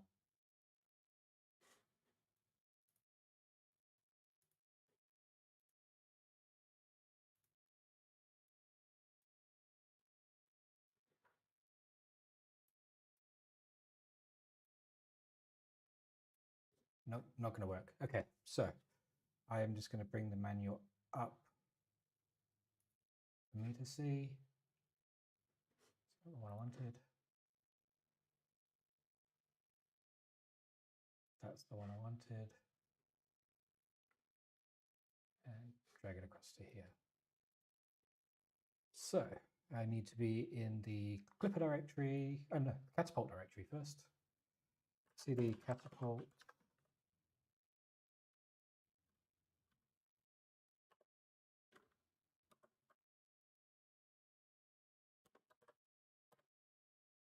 Okay, we're in Catapult. Make menu config. And we're in.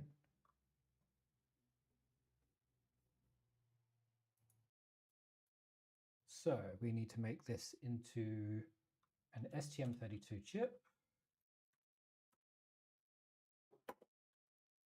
We need to make it H723. We need to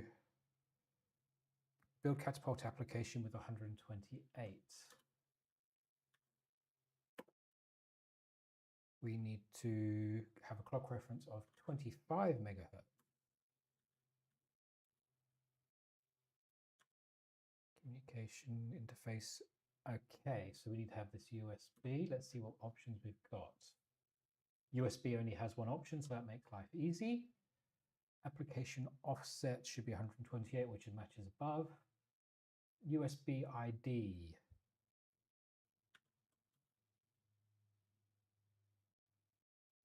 That's all fine. I'm not going to mess with that. GPIO pins to set on bootloader entry, nothing. Support bootloader entry rapid double click. Enable status LED, yes. PA13.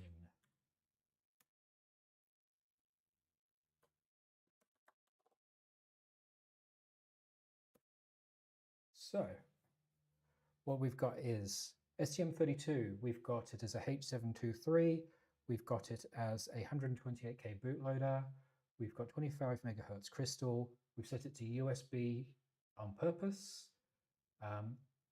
Application starts at 120K 8K offset. The USB ID we can't change, so that's fine. Nothing for the GPIOs on bootloader. Support bootloader entry is enabled.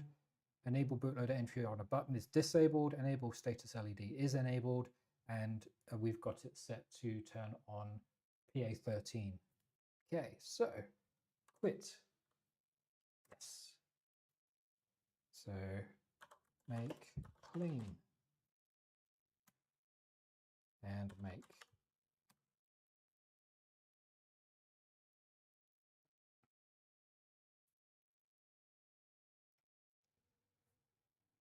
Now, the reason I used make clean then, it's very obvious from what we were seeing in Catapult that it still had cached details from a previous flash.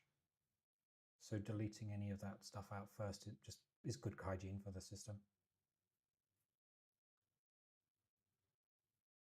And we're done. We have a bin file there. Let's scroll down.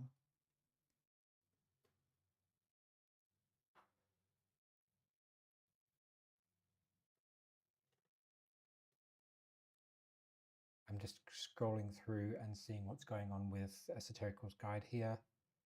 It looks to me like we just then use the standard catapult method for install. What I'm going to do is, rather than do that right now, I am going to do the Clipper firmware, and then we will call it make menu config.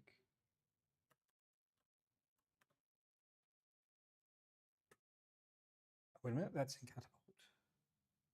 Quit.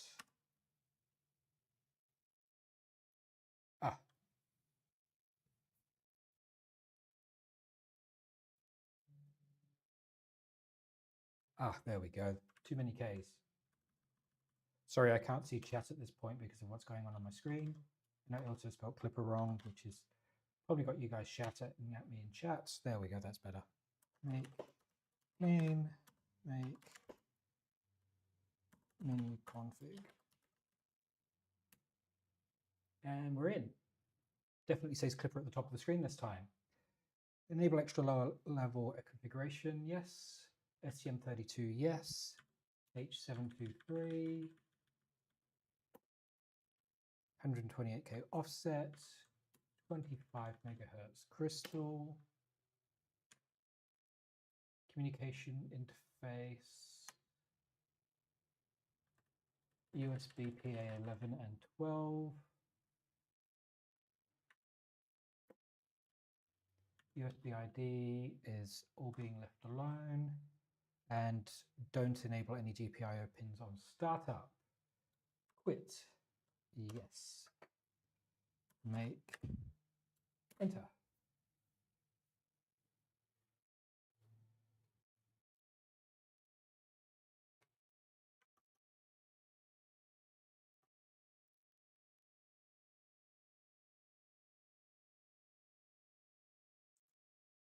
So mental note, I need to make myself a putty screen that has all of the overlays on it, which I'll do before next week's stream.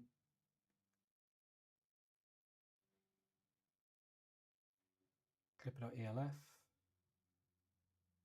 which hopefully means I should get a bin file any moment. Done. Okay. That's there, that's there. Get rid of putty by putting me to there. Getting rid of that. Okay, so where we're at. We have built all the spoolers. We have done the turtleneck, which we'd already done previously. We are ready to start installing the electronics once we've done the catapult and then the clipper flash next time. And we're making a lot of progress. Yeah, I'm just reading all the chat now. Hi, Nick. Looks like you got here right at the end of the stream, unfortunately, and you missed the details on that beta project that I've been working on. You've been using MOBA Xterm for years and can recommend it for anyone frustrated by putty. I quite like putty, and I tried Xterm and it just wasn't for me. I guess it's just the way my brain's wired. So we have everything all in place. We are ready to mount the mount the control board. We're ready to mount the spoolers. I'm going to build the putty screen, and we'll be ready for next week. Has anybody any questions or anything they'd like to bring up with me?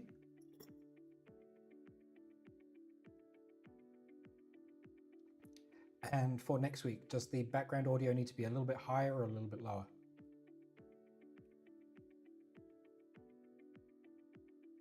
No worries, Nick. Make sure you catch the VOD for me.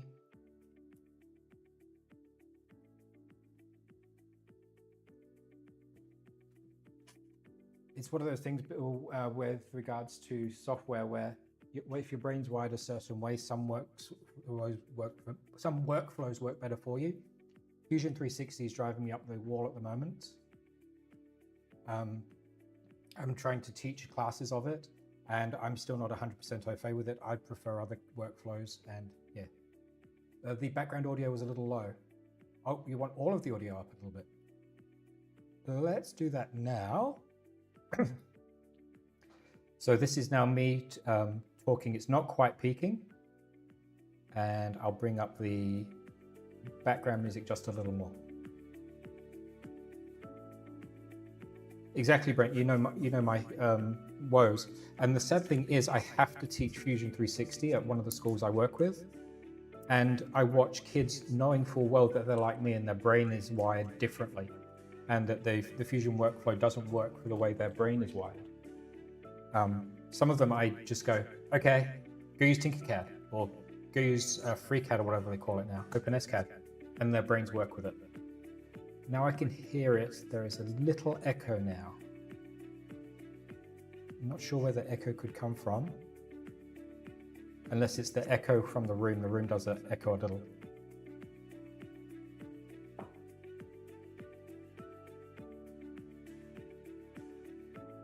Okay. Steve, a mixture of both. It's for the younger groups. It's sorry, Steve just asked, do I teach parametric or direct modeling? For the years 8s and 9s, which is like 13, 14, 15-year-olds, they get direct modeling, and as they progress up to year 11 and 12, which is what we call upper school, which I guess you guys call it senior high, I think, in America. Those guys start doing a little bit of the parametric stuff. It's not full parametric, as in you could do multiplications by simply going in and say, I want 5 more of the object, but it's teaching the basic techniques for repeatability.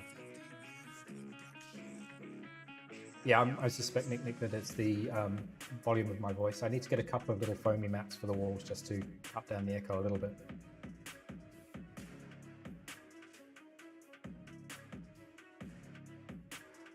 You got to remember, Steve, that in a lot of cases they're learning to use the software and where everything is in the lower school.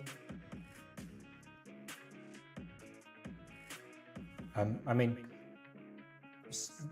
before I turned up, little 11-year-olds were thrown at Fusion 360 and told, here's some exercises, go teach yourself how to use it. I took a step back and got them doing things like Tinkercad as an introduction to get them used to manipulating 3D objects, and that kind of has eased some of them into it a little bit better. Okay, enough sidetracking, because I have a bunch of chores my wife wants me to get done before she comes home. I will bid you all good day, and hopefully you'll all be here next week. I am the Down Under Maker, my name is Phil, and I'm hopping out of here.